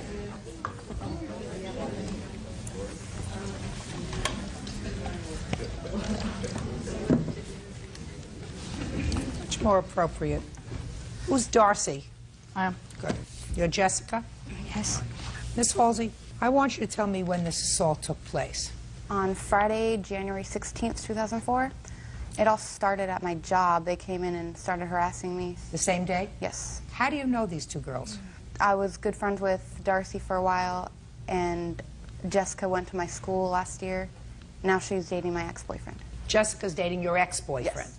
What happened earlier in the day on the 16th? I was working, and my cousin, Angelica, she came in to visit me at work, and about, I'd say 15 minutes later, they came in with my ex-boyfriend. They just wanted to drink, and they were just starting crap, basically, just asking for the manager, just laughing and making fun of me pretty much. Oh, my God. I was trying to tell them to leave, so eventually they left, and I went home. Where were you working at the time? Taco Bell. How long had you been working there? I'd say 2 months. So the two of them and your ex-boyfriend came in. She's dating your ex-boyfriend. So when you got home, you were really upset. What did you do? I called his mother and told her to have him not bother me anymore, because I hadn't talked to him or these two girls for about 4 months before all this happened. We just stopped being friends. They said they didn't like me, and I just moved on, and basically they came into my work out of nowhere. Okay, so you called ex-boyfriend's mother and said, please let him leave you alone. Yes. What's the next thing that happened? I was home for a while, and then I get a phone call from Jessica, just being really immature, saying that they wanted to come over and beat me up, and I didn't understand why, because we hadn't talked in a long time. And What did she exactly say to you, if you remember? She kept calling me and I was like, okay, if I am, that's no reason to come and beat me up.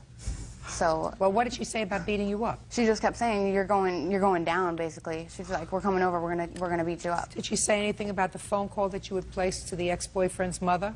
No, Yes she or didn't. no? She handed No. the phone to him. To the ex-boyfriend? Yes, and he kept saying, never call my house, never call any of my friends ever again. Okay. So they were together. 3 of them were together. Yes. All right, what's the next thing that happened? They call me telling me they want to meet me at the store across the street from my house because I kept telling them not to come to my home. And they called me from What time was this? I'd say around 9 o'clock. What time was the first telephone call to your house? Between 8:30 and 8:45. And then they called back at 9 o'clock? Yeah. Who did you speak to when they called back at 9 o'clock? Darcy. What did she say to you? She said for me not to be such a coward and to show up at Albertsons, that they were going to beat me up. And I was like, whatever, basically just get them off the phone. So then they hung up on me, and about 5 minutes later, they called me from Albertsons, the store across the street from my house, and they said they were there waiting for me, and I was like, I'm not going, I'm not showing up, I don't know what you were thinking. And they hung up before I could even say anything else. And next thing I know, I hear them squealing up my driveway. It was like, by that time it was around 9:15, 9:30. Now, do you live in a private house, or? They're condominiums, and they have a gated front door to all of our little complex. But at the time, the lock was broken on the gate. In the apartment complex where you live, is there a restaurant? No. Is there a movie theater? No, nothing. Is it a shopping mall? No. So there was no other reason for them to be there but to see either you or someone else at the complex? Yeah. Okay. Do you know anyone else who lives in her apartment complex? No, just them, the Halseys. Do you know anyone else who lives in the apartment complex? No. So it's a fair statement that the two of you drove there in order to see her. She called us up there. That's not what I asked you. It's a fair statement that you drove to her house to see her, right? After she called me, yes, and told me to come up there.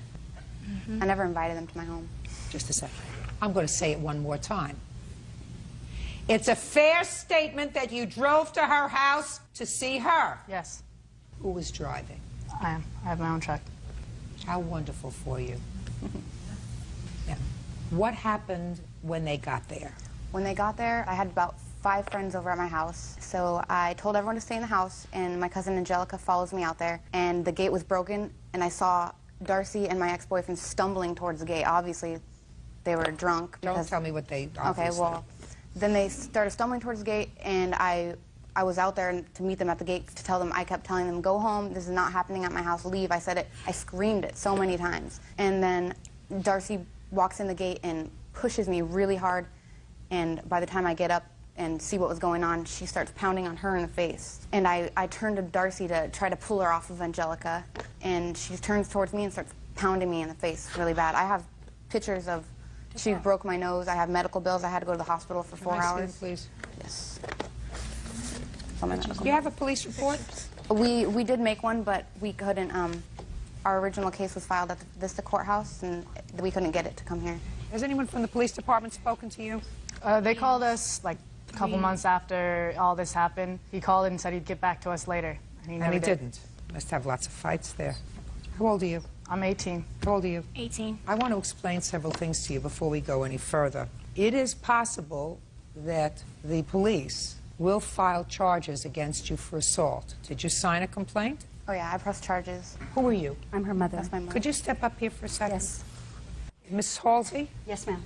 Miss Halsey, I don't want to proceed with this case. I mean, clearly I don't want to place these two women in jeopardy by having them testify if they're going to have a criminal proceeding brought against them. Do you intend to pursue this matter criminally? I wanted to. If that's the case, then I'm not going to proceed with this case. If you're prepared to let this matter be resolved civilly, I'm prepared to do that. Do you understand? I understand, yes. Well, you have to tell me what you want to do. You want to confer with your daughter? Actually, we really need the medical bills covered. We would really like this just to be settled and done and over with. So is what you're telling me that you do not intend to pursue the assault charge based upon the events of the 16th of January? If it means that we can't go through with this, then we won't. All right. Now, you have to understand that the police are not necessarily bound by their statement that they don't wish to press charges. And the police could still arrest you. You understand that? Okay. And that any testimony that you give here today could be used at a trial against you. Do you understand that? Yes. Now, do you want to proceed with this today? Yeah, we'll go on. Judge Judy continues in a moment. Are you not following what I'm saying? You're 18 years old. Did you graduate from high school? Not yet. I'm still in school, actually. Well, I would suggest that you stay in school for a little longer. Real cases, real people. Judge Judy. Amy Halsey says her former friends Darcy O'Neill and Jessica Clark came to her home and attacked her. Amy says they broke her nose and gave her a concussion. Okay. You can continue. She started hitting me, and then I fell to the ground. She was kicking me in the ribs, pounding my head into That's Darcy. Yes, Darcy was pounding my head into the wall by holding my hair. And then I got my footing, and I noticed she started to pound on Angelica's face again, and she was hitting her really hard, so I tried pulling her off again, and my ex-boyfriend was holding me back, and while Darcy was hitting me, he was holding her back from helping. And then I see Jessica walking in towards the gate, so I shoved her towards the truck so she'd get back in, because she was also stumbling. So I'm like, you need to stay out of this. This has nothing to do with you. So she didn't get back in the truck. She just started pounding on the side of my head, and she tripped me, and I fell into a bush, and I got up and just started running. I just ran all the way around my complex to my back door, and I was screaming for someone to call 911, and by the time I got back into my house, Angelica had run inside and started calling the cops. Did you see either of the two of them after you ran back into the house? Well, I had stopped when I was about to turn the corner, and I saw Jessica, like, just laughing and turning around, walking back to the truck. All right, Darcy, why don't you tell me your version of the events of the 16th? Okay, on January 16th, we were on our way over to our friend's house, and we stopped to get something to drink. Amy was behind the counter when we got in there, and she was talking to Shane about getting some of her personal items back from him.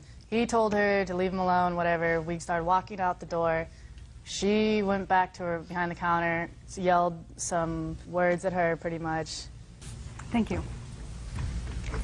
And then we left there. A little while later, we got phone calls from her and her friends harassing us. That's not true. I never called. I don't want you to speak. Darcy, before you go any further, are you going to try to tell me that neither you, Jessica, or the ex-boyfriend knew that she worked at that Taco Bell? We knew she worked there. That's all. Just a second. That's all I wanted to know. So you knew she worked there? Yes. Keep going. After that, we got phone calls throughout the day, them harassing us, telling them that they wanted us to come, you know. Who's them? Her and her friends from Wisconsin, all of them. They were yelling on our phones with death threats, them harassing us on the phone. Not true. Shh. Did you hear what I said? Jessica, after the incident at Taco Bell, where did you go? We went to our friend's house that lives... Who was there? Me, myself, Darcy, my boyfriend, and my friend that we went to the house. Your boyfriend's name is Shane, is that right? Yes, ma'am. When did Shane's mother tell him that this young lady had called the house? I have no idea. I had no... When did Shane tell you? He didn't tell me. It's not my business. I didn't know. You didn't know what? I didn't know that she had called his mom. I really didn't even... Did you see his mother after this incident? No. You've never seen his mother after this incident? I've seen her after this incident. That's what I wanted to know. Thought... You've seen his mother after the incident, is that right? Months after. Don't play with me. Well, yes, Don't listen to me. Don't play with me. Because it's very easy. I can call her on the phone. Do you understand? It's fine. I have... When you saw his mother afterwards, did she tell you that Amy had called her on the 16th? No, she did not. Did she ever tell you that Amy had called her on the 16th? No, she did not. Did your boyfriend, Shane, ever tell you that Amy had called her on the 16th? No, he did not. And you spoke to his mother, is that right? Oh, okay. Give me his mother's name and phone number. Linda is her name. I don't know her last name or her phone number. I don't call her. It's What's my her phone- boyfriend. what's I don't her have phone any. number? It's in my cell phone. Oh, I don't have my purse. Her last name is... You have her cell phone number? Yes, but it's in my purse. Go get it. Excuse me. Now, you would say that that would be a very important piece of information, wouldn't you? If she had called... I'm speaking. I'm sorry. If she had called your boyfriend's mother that day and said, listen, please have them leave me alone, that would have been important, right? Excuse me? Can I... I asked you a question. Would that be important to me in demonstrating that all she wanted you to do was leave her alone? If I had been calling her. Listen to me. If she had called your boyfriend's mother and said, please have Shane and his friends leave me alone, I don't want any trouble, that would be an important thing, don't you think? Important piece of information for me. And I assume that you support Miss Darcy's statements that she called you and threatened you all day. So it would be important if, after you were where you knew she worked, if she picked up the phone and called your boyfriend's mother and said, please have them leave me alone. I mean, are you not following what I'm saying? You're 18 years old. Did you graduate from high school? Not yet. I'm still in school, actually. Well, I would suggest that you stay in school for a little longer.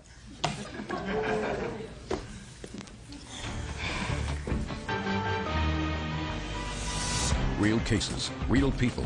Judge Judy. Amy Halsey claims former friends Darcy O'Neill and Jessica Clark owe for an assault. Amy claims the young women came to her home and attacked her.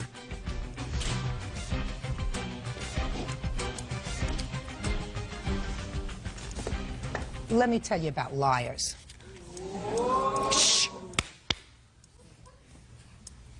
I hate liars. And I hate liars who swear to tell the truth and then lie. Because one of the things that I'm really good at is ferreting out the truth. So, Miss Jessica and Miss Darcy, let me tell you what Miss told me because she was totally unaware of why I was calling her. She told me she absolutely spoke with Amy and her mother on the 16th of January, that Amy called her hysterical because she said that her son and the two of you had gone into Taco Bell and reduced her to tears. And that she was asking, she and her mother were asking Shane's mother to please prevail upon her son and you to leave her alone. Does that come as a surprise to you? To me, yeah. Oh, really? Then Shane's mother is a liar? Is that what you're telling me? Because Shane's mother said that she finally got to talk to you, Darcy, that evening. To you. To you. Missy. And to her son. And that to best of her recollection, she managed to reach her son on your cell phone. Miss Jessica? She talked to him. I'm speaking. I suckered you into this long before I spoke to his mother. You are two big, lying bullies. And you went over to her house and you beat her up. And I don't believe a word that you say in your answer here, which is, she threatened us. She demanded that we come to her house. We drove to her house. She instigated the fight. No. You were annoyed, the two of you, because she and her mother had called Shane's mother and asked for her help. His mother said, what I wanted to do was to get Shane's side of the story. Well, unfortunately, she got Shane's side of the story, which she believes. Excuse me? I'm speaking. I'm sorry. You are dishonest and dumb and bullies. And you're going to pay for all of her medical bills and all of her pain and suffering, because all you have to do is lie to me once, which you did. And I don't have to hear another word out of your lying mouths. You're bullies.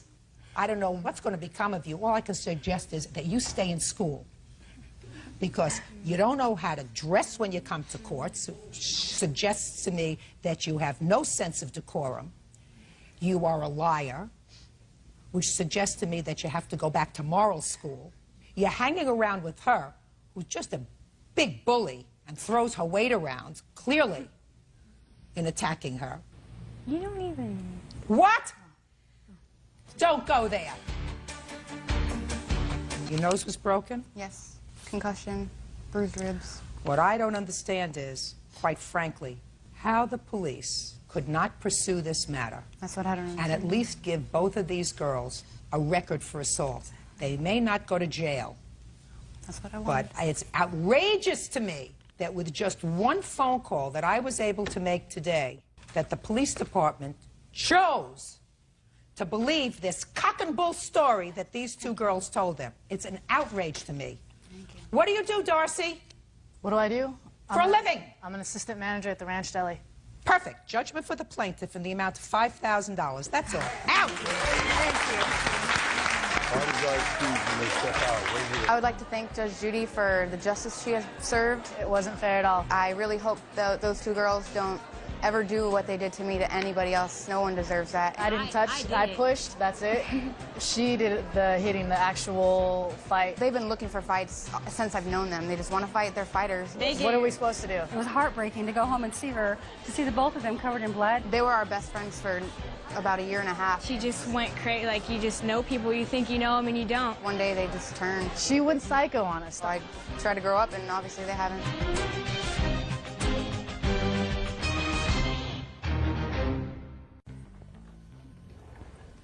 Now, this is case number 1 on the calendar in the matter of Walker versus Noble. Parties have been sworn in, Judge. You may be seated. Folks, have seats. Mr. Walker, you and the defendant leased an apartment together. Is your claim that the defendant locked you out, she kept some of your property, and in addition, she showed around a private letter which caused you embarrassment? Yeah. The defendant says that you, in fact, broke the lease to the apartment. She is countersuing for your share of 4 months' rent. She said that she did not lock you out of the apartment. So when did you sign this lease?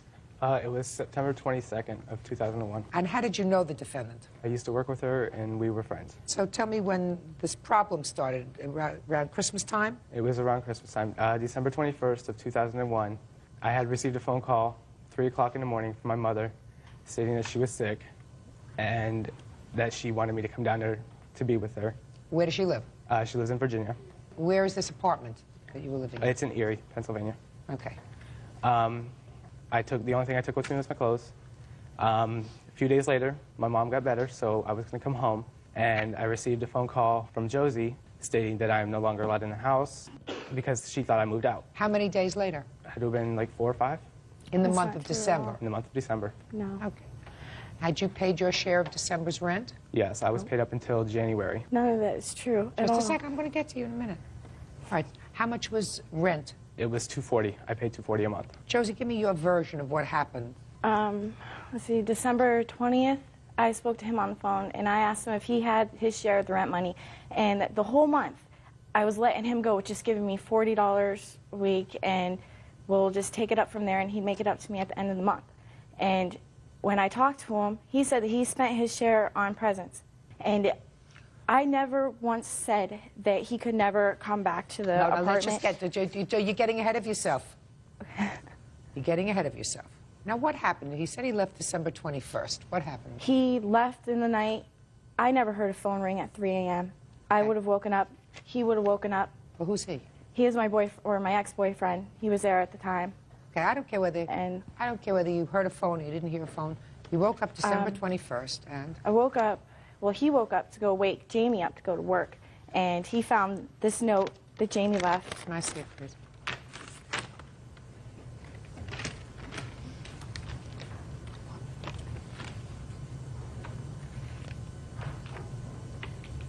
Did you write this letter? No, I did not.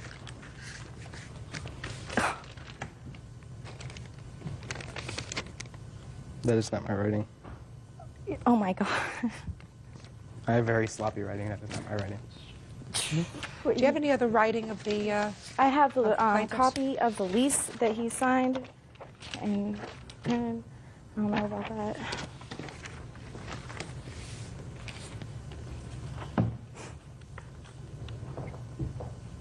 Well, but he's printing this. There should be a signature one right above my I see. signature. Oh, I see. Yes, you're right. I think you wrote this. I did not write it. I think you wrote this, Mr. Walker.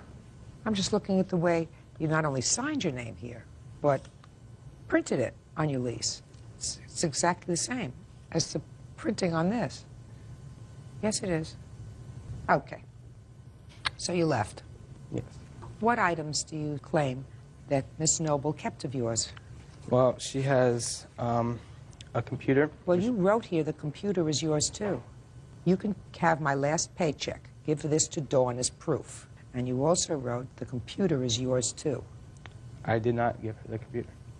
Well, that's what you wrote, sir. But I didn't write that, I'm saying. Oh, I think you did. Well, she has a desk of mine, too. A bed. She has some books, CDs.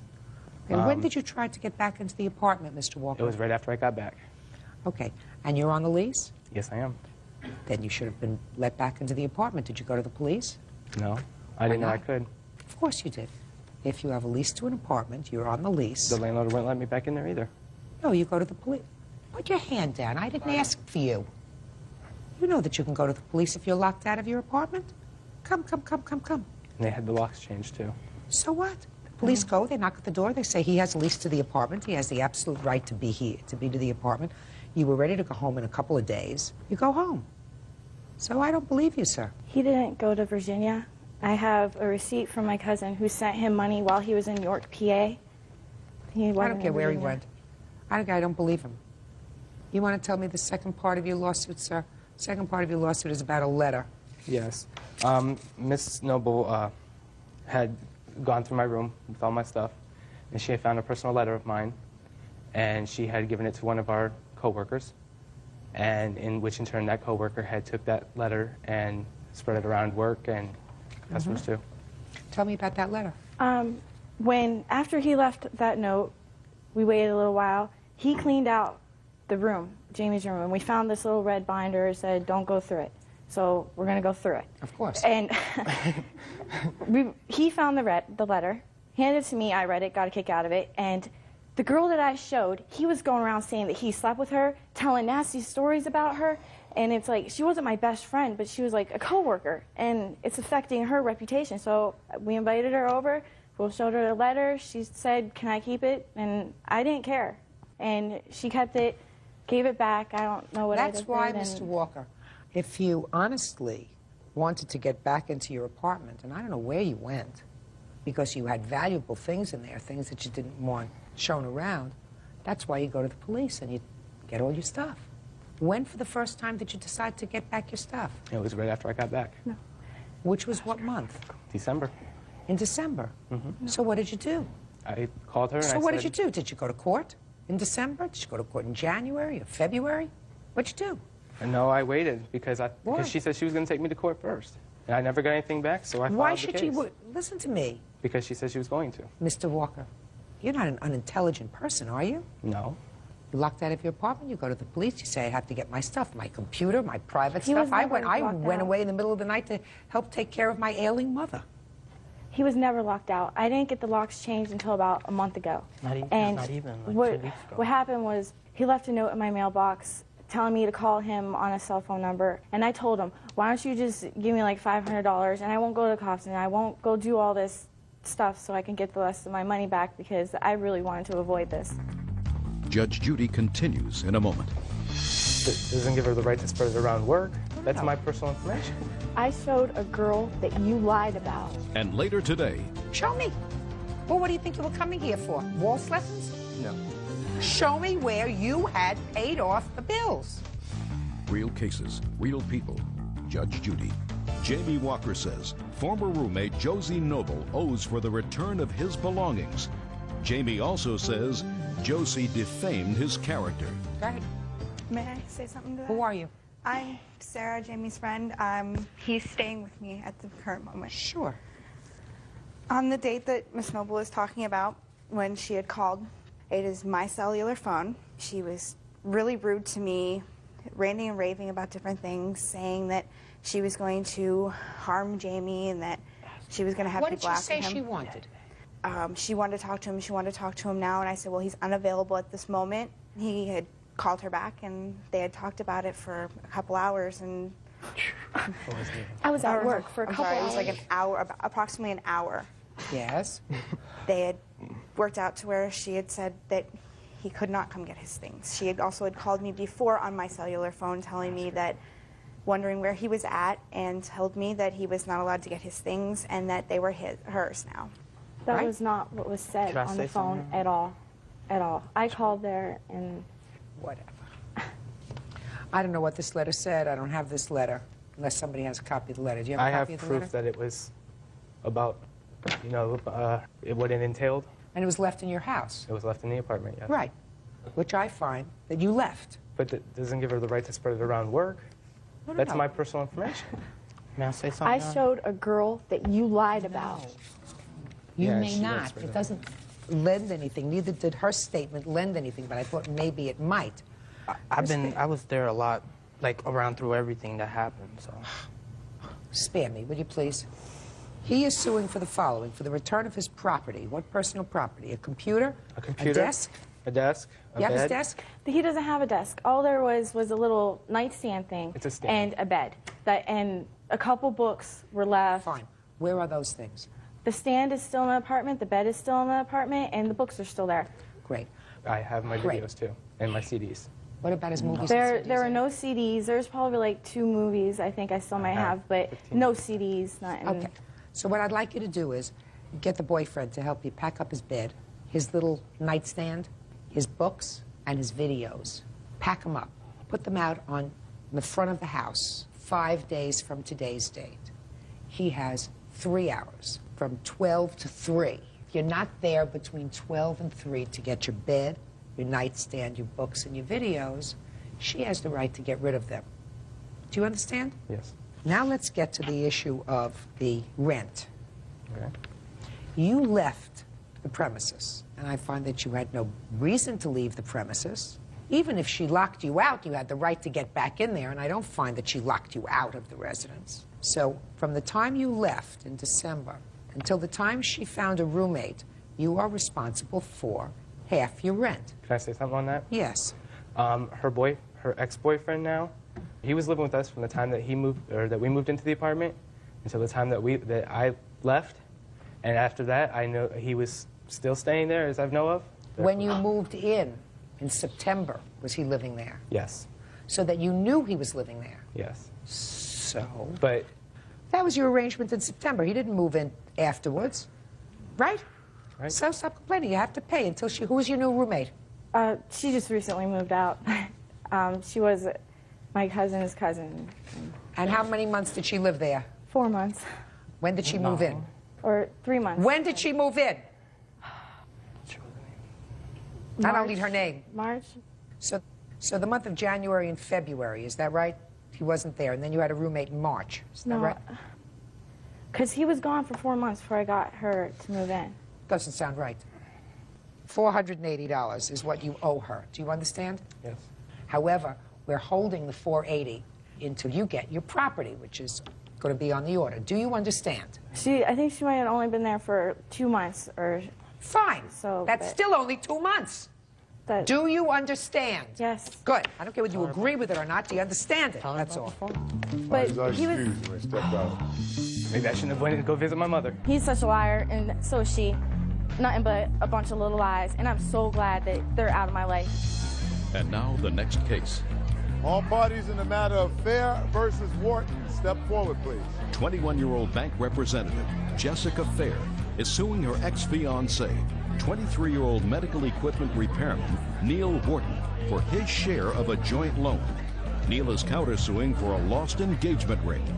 Miss Fair, you and the defendant were engaged to be married, and there came a time when you and the defendant became inundated with bills, credit card bills, etc. So you went to your mother, and you asked if she could help you out with a loan so that you could clear up all of your debts, and you would pay her back. You and the defendant would pay her back. Is that right? Yes. And your mother gave you $8,000. Yes. Then you and the defendant broke up, and the engagement was off. Now, you're not seeking half the money from the defendant, but according to you, you're seeking only the amount of money that was attributed to his bills, his personal bills that were paid off from this loan from your mother. Right. Is that right? Yes. Mr. Wharton says that there was never an agreement with him and your mother for this loan. So far, is that right, Mr. Wharton? And he is counterclaiming for the value of the engagement ring, which he says was never returned to him. Correct? Yes, ma'am. Who was present when the discussion of the loan came up with your mother? There was numerous discussions of the loan. There was a point where all three of us had been there. Do you remember discussions about this loan to pay off your bills? No. She had told me that she was going to seek help for her bills from her mother. I didn't know anything that had anything to do with mine. But as far as us, all three of us sitting in a room together, no. Did you have substantial credit card bills? Yes. How much? About $3,000 worth. Now, when Miss Fair's mother agreed to make this loan, were your $3,000 worth of bills paid off? I do not know. What do you mean you don't know? Yeah, exactly that. I really don't know. Well, you get statements from your credit card company. No. She called the credit companies and said she was filing bankruptcy and had my mailing address and everything sent to her. Well, did you ever pay those bills, sir, the $3,000 worth of bills? I have been paying them off, yes. You have been? Yes. Show me. I didn't. Show me. Well, what do you think you were coming here for? Waltz lessons? No. Show me where you had paid off the bills. Do you have bank statements showing me that you have paid each month towards paying down this $3,000 worth of debt? No, ma'am, I don't. Why not? I don't. You want to show me proof that you paid off his credit card bills? Yes. On the front is a spreadsheet showing everything that he owes and account numbers linked to either him or jointly, and some pay stubs with the bank statement.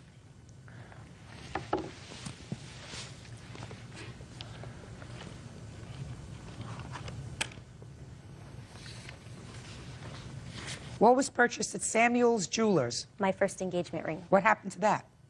He has it. Is that right, sir? Yes, ma'am. Xerox Credit Union, is that you, sir? It was a consolidation loan. When we split, she decided she was going to take that loan, and I was going to take a wedding loan that we took out for $5,000. What was that used for? It was to pay off her other ring that she got. That's not true. Well, what was it used to pay off? I believe we paid the DJ, and we put a down payment on the reception hall, The consolidation loan actually paid off the ring. Is that right, sir? Not that I know of. I believe it was with the MBNA wedding thing that we took out. Have you been paying on that loan? On the MBNA, yes, I have. You have proof of that? No, I don't. Did he take over that loan, $5,000? I am still receiving statements on my part saying that the loan is past due, so... Are you also a co-signatory on that loan? Yes, I am. Oh, you in trouble. Now, Miss Fair, what happened to the second engagement ring? The second engagement ring... Look at me. I'm sorry. What happened to the second engagement ring, Miss Fair? The second engagement ring was purchased in April 27th, 2 days before my birthday. We financed it jointly, and I paid that with the consolidation loan. So I'm asking you where the engagement ring is. I lost it. I don't have it. I'm not sure if I believe that, Miss Fair, so you better tell me the truth. I'm going to give you one more opportunity. If you have an expensive piece of jewelry, what you usually do is you insure it. So you want to tell me where it is? I honestly don't have it. When we split, I was giving him back both of his rings. I gave him back the original engagement ring. I couldn't find the other one. That's not his fault. Did you make any payments, sir, on the consolidation loan? We were paying from a joint bank account. Is that right? Yes, it is. So he actually paid for part of the ring? Yes. Okay. And how much was the entire ring? I have a receipt for it. It was $2,144.63. All right, Miss Fair, listen to me very carefully. I believe that Mr. Wharton is responsible for his own bills, and since he does not have any proof that he is currently paying off on this $3,000 credit card debt, I find that the $3,000 that you actually paid off of his credit card debt, he should be responsible for. And from that, I am deducting half of the cost of the engagement ring, which is $1,072, leaving a balance of $1,928. For that, I am issuing a judgment for the plaintiff and, of course, dismissing your counterclaim. Do you understand that, sir? Yes, ma'am. That's all. Parties are excused. You may step out. You know, I just wish her luck. Just happy that the issue is resolved. She found somebody better, and, you know, I wish them luck. I'm sorry things turned out the way they did. He's a good guy. There was no doubt that her mom did pay bills. I just didn't agree with the amount that it was. Don't ever co-sign. Don't ever go joint with anybody. Don't ever jointly sign with anybody.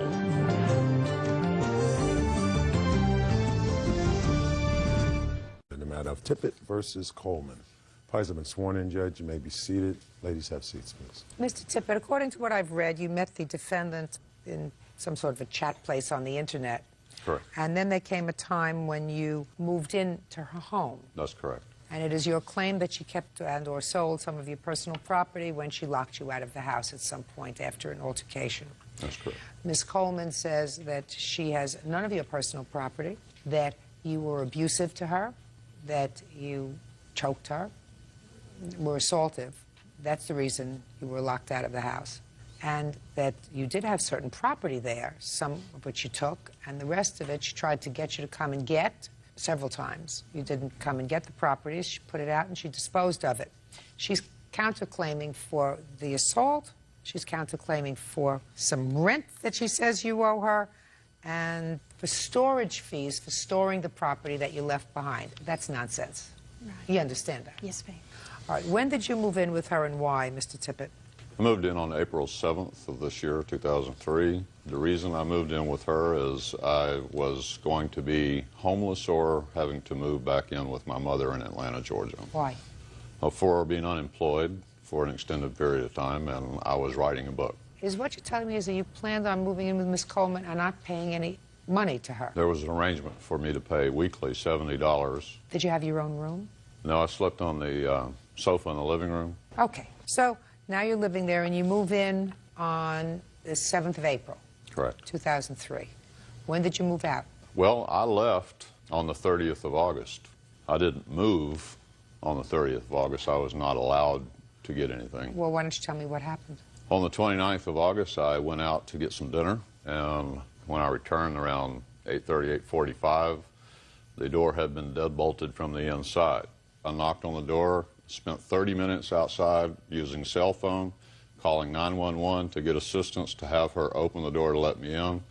She refused to open the door, and she refused to open the door because she said I owed her $30, and I had paid her $40 cash that Friday, and the $30 that I did not pay her, I explained to her, was because I had spent $20 filling her car up with gas that Monday, and twice during the week when she had no money, I had loaned her $5 each time for lunch at work. So the reason she barred the door and was not going to let me back in was because I owed her $30.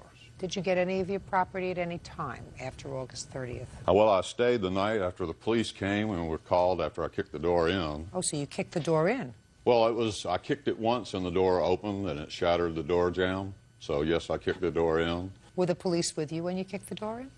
Were the police what? With you? No.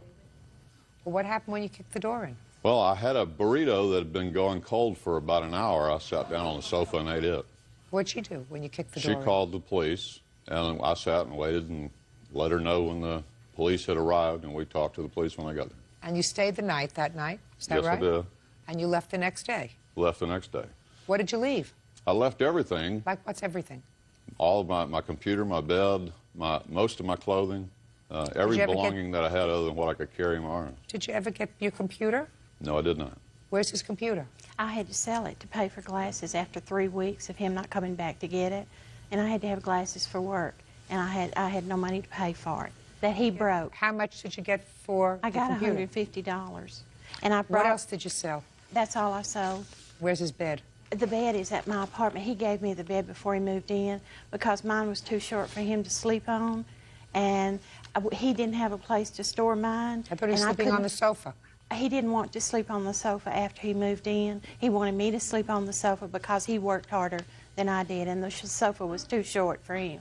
Did he come back to the house with a police officer to get his other property? No, we tried to get him to. The lieutenant that investigated the case and he was supposed to have taken his stuff the day he assaulted me. He would not make an effort. I want you to tell me about the assault, Miss Coleman. Okay. He kicked in the door. Yes, ma'am. And what happened when he kicked in the door? He took my cell phone and the home phones and kept them to himself that night so that I could not call the police. This was after the door had been broken down, and it took him 30 minutes to knock down that door with a deadbolt on. It wasn't just one time. He kicked it all, and all the neighbors called the cops. I had 5 sets. Why had you locked him out? Because he would not pay rent. I told him the only way you're going to stay with me is if we get your own room, and your name is going to go on the lease, so you're obligated to pay the rent. He would not do that. He said he wasn't going to pay me rent. He wasn't going to pay anything. That I could get a 2-bedroom, but I could pay for it myself. And I had gone to work. He had a job, but he quit it because he didn't want to work. He wanted to write his book, and he wanted me to support him while he did that. What was the entire rent on the apartment? $600, $589 actually a month. That includes all the utilities? No, ma'am. He had to have cable TV, so we had the cable TV. We had electric. We had phone that he called his mother on. Also, when he moved in, he agreed to go to work and pay me rent. After a month, I had to make him go to work. I called the cops. I wanted him to leave. He would not leave. He said he refused to leave. Robert Tippett says ex-roommate Sally Coleman owes for the return of his belongings. Sally says she kicked him out because he tried to choke her. Mr. Tippett, I'm not buying it, sir. You kicked in the door. Who did you expect to pay for the door? Oh, I was quite prepared to pay for the door. Good, you just did with your computer. What? You just did with your computer. Paid for the door that you kicked in. And also my glasses that he broke during the assault. Well, tell me about the assault. When was this assault? As far as I heard, he broke down the door and came in and sat down on the couch and ate a burrito. Right.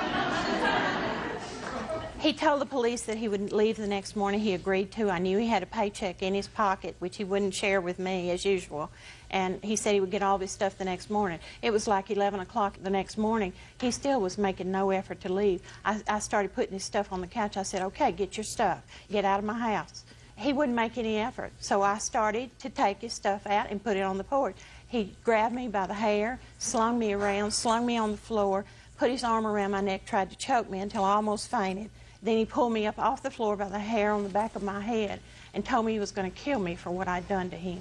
Is that right, Mr. Tippett? No, it's complete fabrication, Your Honor. Really? I mean, none of this happened. Your Honor, this woman is a liar, and she has a history of doing things that prove that she's a liar. Mr. Tippett. This evidence shows right here that I owed her nothing. This is where I went down and paid the Fort Worth court $309.98 just a couple of weeks before this event even occurred. Yes. That's why she had no money, and I loaned her $10. For what? That was for writing bad checks, and she called me several times during the day on that day and said that she was going to be arrested for not being able to pay that $309.98. That was my money.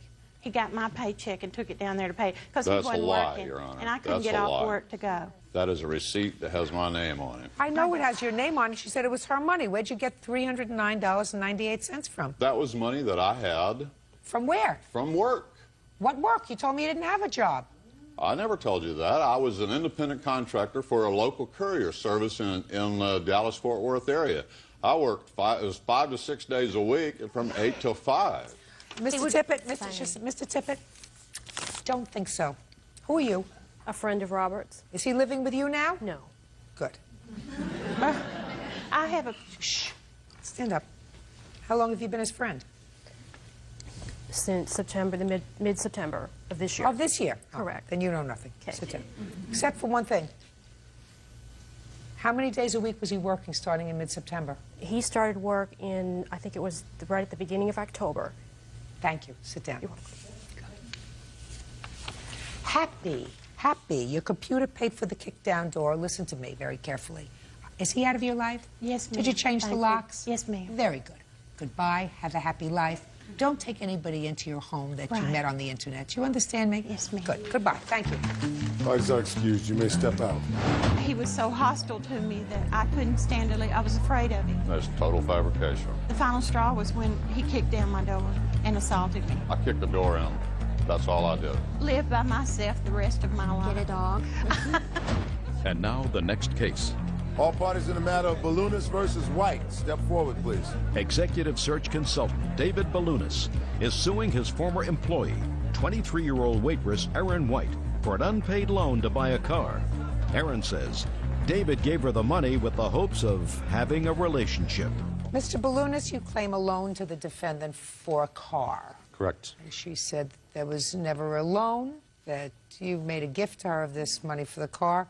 And in addition to that, she says that she did some work for you.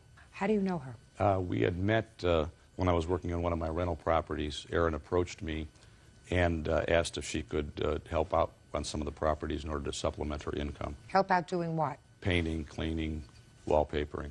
What kind of rental properties do you have? I have townhomes, condominiums, and some single-family homes. And did she do any work for you? Yes, she did. When did she start to do work for you?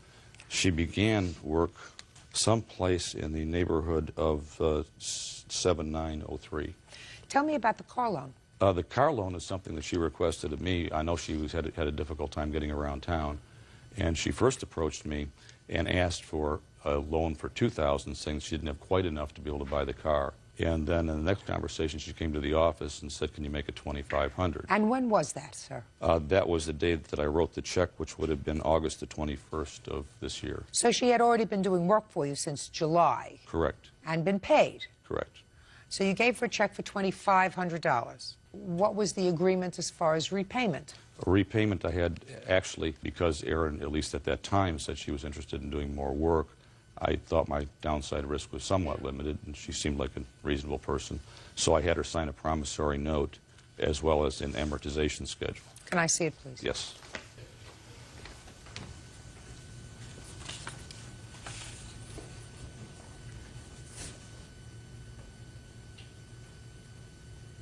Okay.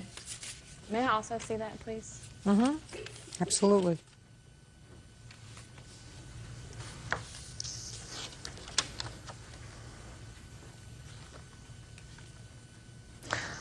On the money that I had borrowed from Mr. Balloonist, there was a period of time that was for about a week and a half before I had asked for the money from him, which I was not paid. When I had gone back through, recaulked things, done my final cleaning, I had waxed down the cabinets, scrubbed the hardwood floors, which was, I feel, as far as $2,500 was payment for the work that I had done that week. I didn't understand the word you just said. Is what you're trying to tell me? As far as the $2,500. I'm speaking. Judge Judy continues in a moment. A loan, as far as me working it off or me giving him, is the same thing. No, that's yes, not it true. Is. Well, to me, no, it no, is. Yes. No, no, no. Yes. Dear, listen to me. Real cases, real people. Judge Judy. David Balloonist says former employee Erin White owes for an unpaid car loan. Erin says David was trying to buy her affections. Ms. White, is what you're telling me that after you received this loan, which you now acknowledge was a loan. Is that right? As far as a loan, yes. You asked me a question. No, I Was didn't it a ask you. loan? No, listen to me. Listen to me, Miss White. What happened was you said, may I see that? Correct. And I said yes. And I handed it to you, and then you started to speak. I didn't ask you any question at all. But since you did volunteer to speak, okay, I want to try to understand what you're telling me now. Okay. You did use the word when I took the loan from Mr. Ballounis. Right. For $2,500, I then went back to the condominiums and did some caulking and did some cleaning down of cabinets and did some polishing, and that was to be used towards this $2,500 loan? No, ma'am. Oh, well, then you want to explain it to me? Okay. Let's start out with, there was therefore, Byrd, can I have that? Sure. There was therefore a loan for $2,500. Correct. Good. Now, I say this because I've read your answer very carefully that you swore to. Right. And in your answer, you never say that there was a loan. In your answer, you say, the money the plaintiff is asking for is money he willingly gave me to buy a car. I compensated him through work that I did. And then, of course, you say that the reason he gave you this money was because he wanted more of a social relationship than anything else. That's what you also claim in here. But nothing in here, you don't acknowledge a loan in any way. May I speak? And you also say here, I never signed an agreement to pay him anything. Okay, may I speak now to try to counteract with what you're saying? The paper that I signed, if it was a loan or not, a loan meant advancement of either the money as far as I can work off to pay you back the loan, or I can give you money for back the loan. As far as me working it off or me giving him, it's the same thing. No, that's yes, not true. Well, to me, no, it no, is. no. Yes. No, no, no. Yes. Dear, listen to me. If you sign an agreement that gives you a loan schedule, then what you do is have an accounting of, well, after I took out this loan and the September payment was due, I didn't give him a September payment, but I did caulking, painting, papering in the amount of $570. Deducting that from the loan, you sign it, he signs it, and you deduct it. But that's not what that was. Well, then now you can explain it to me. Okay. The money, I had asked Mr. Ballounis for a loan, but prior to when he gave me the loan, there was a period of time which he hadn't paid me. I have two of my checks. He would give me pay stubs. You know, I would get copies of the checks every time I cashed them. But I had never gotten from that week. And for about a week, he was paying me around $600 a week. Ms. White, to is do my what work. you're suggesting to me that before he gave you this money, you had worked for him and he hadn't compensated you? Right. That's bull. Whatever. Because you are an intelligent, articulate woman.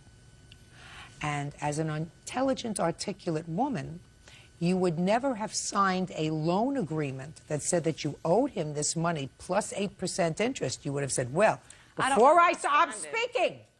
Before I sign this, let's deduct what you owe me. So instead of $2,500, I worked for you for this week and that week, and you hadn't paid me, so that I only owe you $1,600. And you would not have signed a payment schedule for him. I didn't know that's what I signed. I was in a hurry to leave, so I kind of just ran through and signed my name on the things, knowing that I was going to work off the money to him. Is this a witness for anything? Yes. Mm-hmm. To what? To the fact that he knows how many times I tried to contact Mr. Ballounis, I could get no answer. The lady that rents from Mr. Ballounis... Just contact him for what? He says I'd had a hard time getting... that I never called him back. I did try to call him back. I left messages with his office. I mean, I can't go pay off the money. He didn't say anything about not calling him back. But I'm supposed to be... This was my only means of money at that time. I had no job but him. So then what you're telling... Listen to me. Other than by my labor. You don't want to say anything, do you? Well... You want to say... Yeah, listen, you want to say something? Are you sure you want to say something? You sure? Yeah. I'm waiting for you. Go ahead. I just wanted to make the statement that she was supposed to my knowledge, was supposed to work off the money that he gave her. It was supposed to be where he loaned her the money and she did work for his company, and they was going to deduct that from the payment. Thank you very much. Sit down. No. May I say something else? Let me explain something to you, sir. That's not what she just told me. What she just told me was that she had already worked for him and he hadn't paid her. That's also it. Just a second. She had already done work for him, and he hadn't paid her. And a big chunk of this money was for money that he already owed her.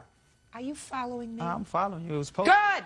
Well, you don't have to scream. I'm just saying. Well, I don't know why you're here. Well, cause I'm being a witness, that's why. Well, you have nothing important to say. Okay, Judgment for the whatever. plaintiff in the amount of $2,500. Pay your bills. Parties are excused. You may step out. I firmly believe that if Erin put as much energy into doing creative work as she does into creative fraud, she would do much better and be a much happier person. There was obviously some kind of feelings from him towards me to try to keep me around longer. Completely untrue. Always asking me to go eat breakfast with him, eat dinner with him. I thought I was being nice. I actually took Tommy and Erin out to lunch, or dinner rather, on the way home one night because they didn't have a car. Anytime you do anything, put it in writing. Be very careful in your business dealings with people.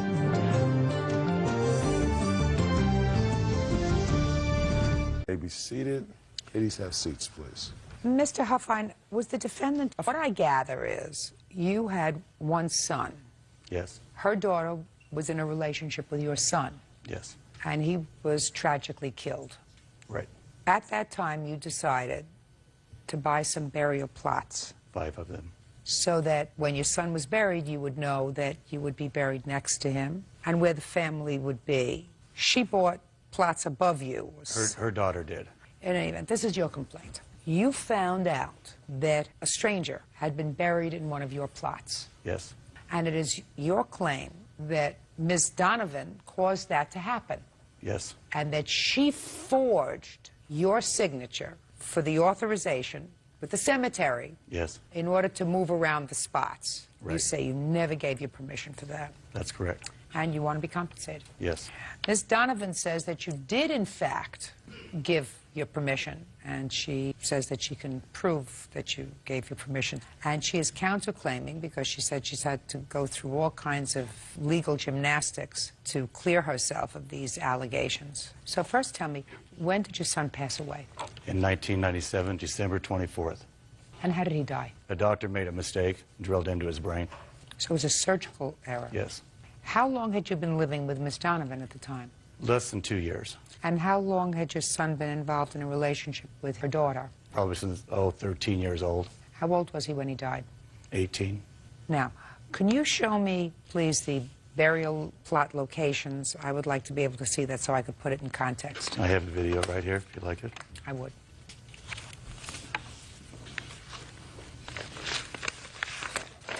Can you hold that a second, please? Mr. Huffine, can you walk up to the monitor, please? Yes. And I'd like you to sort of point out with me to your figure as it's being explained to me. All righty. Okay. This one here is my parents. They're located in the upper cemetery. This right here is my son. When he passed away, I bought these 5 lots right here, this one included. I bought these 2 for me and whoever I was married to, and my ex-wife and whoever she was married to at the time. And the son was in the middle. Okay, thank you. Mm-hmm. So you bought your sons, one for you, one for your wife, if should you remarry, one for your former wife, and her mate. Yes, I so did. that you would all be together. Now, where did the defendant's daughter buy their plot? She bought the one in front of my son. Excuse me. One, just a second. One plot or 2? Just one. In front of his? Right. Okay, go ahead. And on May 3rd, I got a call from my ex-wife, and she said, I'm at the cemetery. And she said, it scared me to death. Someone was in your plot, my plot that I bought. And I said, no, I think you're mistaking. And she says, no, I'm not. So I called Jerry, and I said, you didn't do anything with these plots, did you? And she goes, no, I didn't. So I went down the cemetery, and I seen that Anthony David was buried in one of my plots. So I went up to the... Was it the one right next to your son or one over? No, it was the end. So I went up to the main office there at the cemetery, and they gave me a letter that Jerry had wrote and forged and switched plots on me. Can I see a copy of that Yes. letter, please? And here's one from the notary if you'd like to look at that too, saying that he did not do that. I'd like to see both.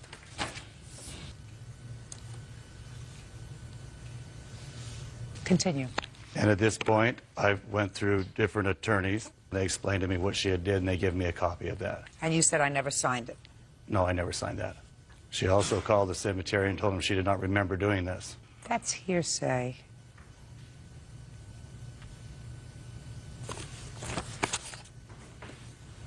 Yes, I'll hear you. I thought it would make it easier. I do have copies from the cemetery of the plots. That would make it easier for you. I'd like to see them, please.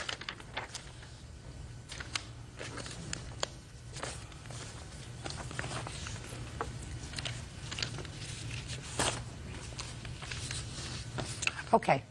Tell me the circumstances surrounding the plaintiff agreeing to switch cemetery plots so that you and your daughter would be together. Side by side. I'd be head-to-head with Larry. She would be head-to-head with Michael. Michael's mother and her boyfriend would be on one side of Michael. And Anthony Davis is a stranger to everybody. Right. So I want you to tell me the circumstances surrounding Mr. Huffine agreeing to make that change, which in effect would say to him, if you marry either your wife or your ex-wife's mate could not be buried in the same line. Explain that to me. When we bought the plots, and we did... By the way, who bought them? I did. Larry did. They were under his name. He paid for them. Yes, but... So he paid for them, so they were his plots. Right. But all my monies went into Larry's checking account, and I do have proof of that. I don't care about that. Okay. He bought the plots. He bought the plots. They were in his name. At some point, I don't have a date, but I believe it was in early 1999, my daughter had said she wished that I would have bought my plot next to her. And she said, well, I wonder if you can switch it. I said, I don't know. So I called the cemetery. I asked the cemetery, can you exchange your plot if you want to? They said, you can, as long as you do it before the last payment is made, and it has to be a letter from the owner, a request from the in owner. writing, notarized. So I didn't do it immediately. I thought about it for a little bit of time, and to be honest, I don't remember any specific hard, long talks between Larry and myself. I just remembered that he did agree to it. I did write the letter out myself. You wrote the letter out yourself, and that was in 1999. Correct. Were you still together as a couple then? Yes, we were. When did you separate from Mr. Huffine? The end of August 1999. So not far after this. Not so I far. assume things had not been going well for a while. Larry had suffered a lot of personality changes due, I guess, to Michael's death. So things had not been going well for a while. Right. If you separated in August, and this was done in May, it was a brief few months. So I assume that in May, things were not going well between the two of you. Everything seemed to be going fine, except for that Larry was very depressed a lot. So things were not going fine. Well, I don't know I'm not exactly what you interested in what mean. you I have to mean, we say weren't now. screaming, fighting, tearing each other's hair out. Well, then how come you separated a couple of months later? Because the end of June or July, he went to work in Utah, and he had an affair. Yes? And when I found out, I moved out. Judge Judy continues in a moment. That's his handwriting. That is inconsistent with the notary's logbook. Well, his log states that just one individual came. Correct, and that's Miss Donovan, and she signed the cemetery affidavit. Real cases, real people. Judge Judy. Larry Huffine claims ex-girlfriend Geraldine Donovan forged...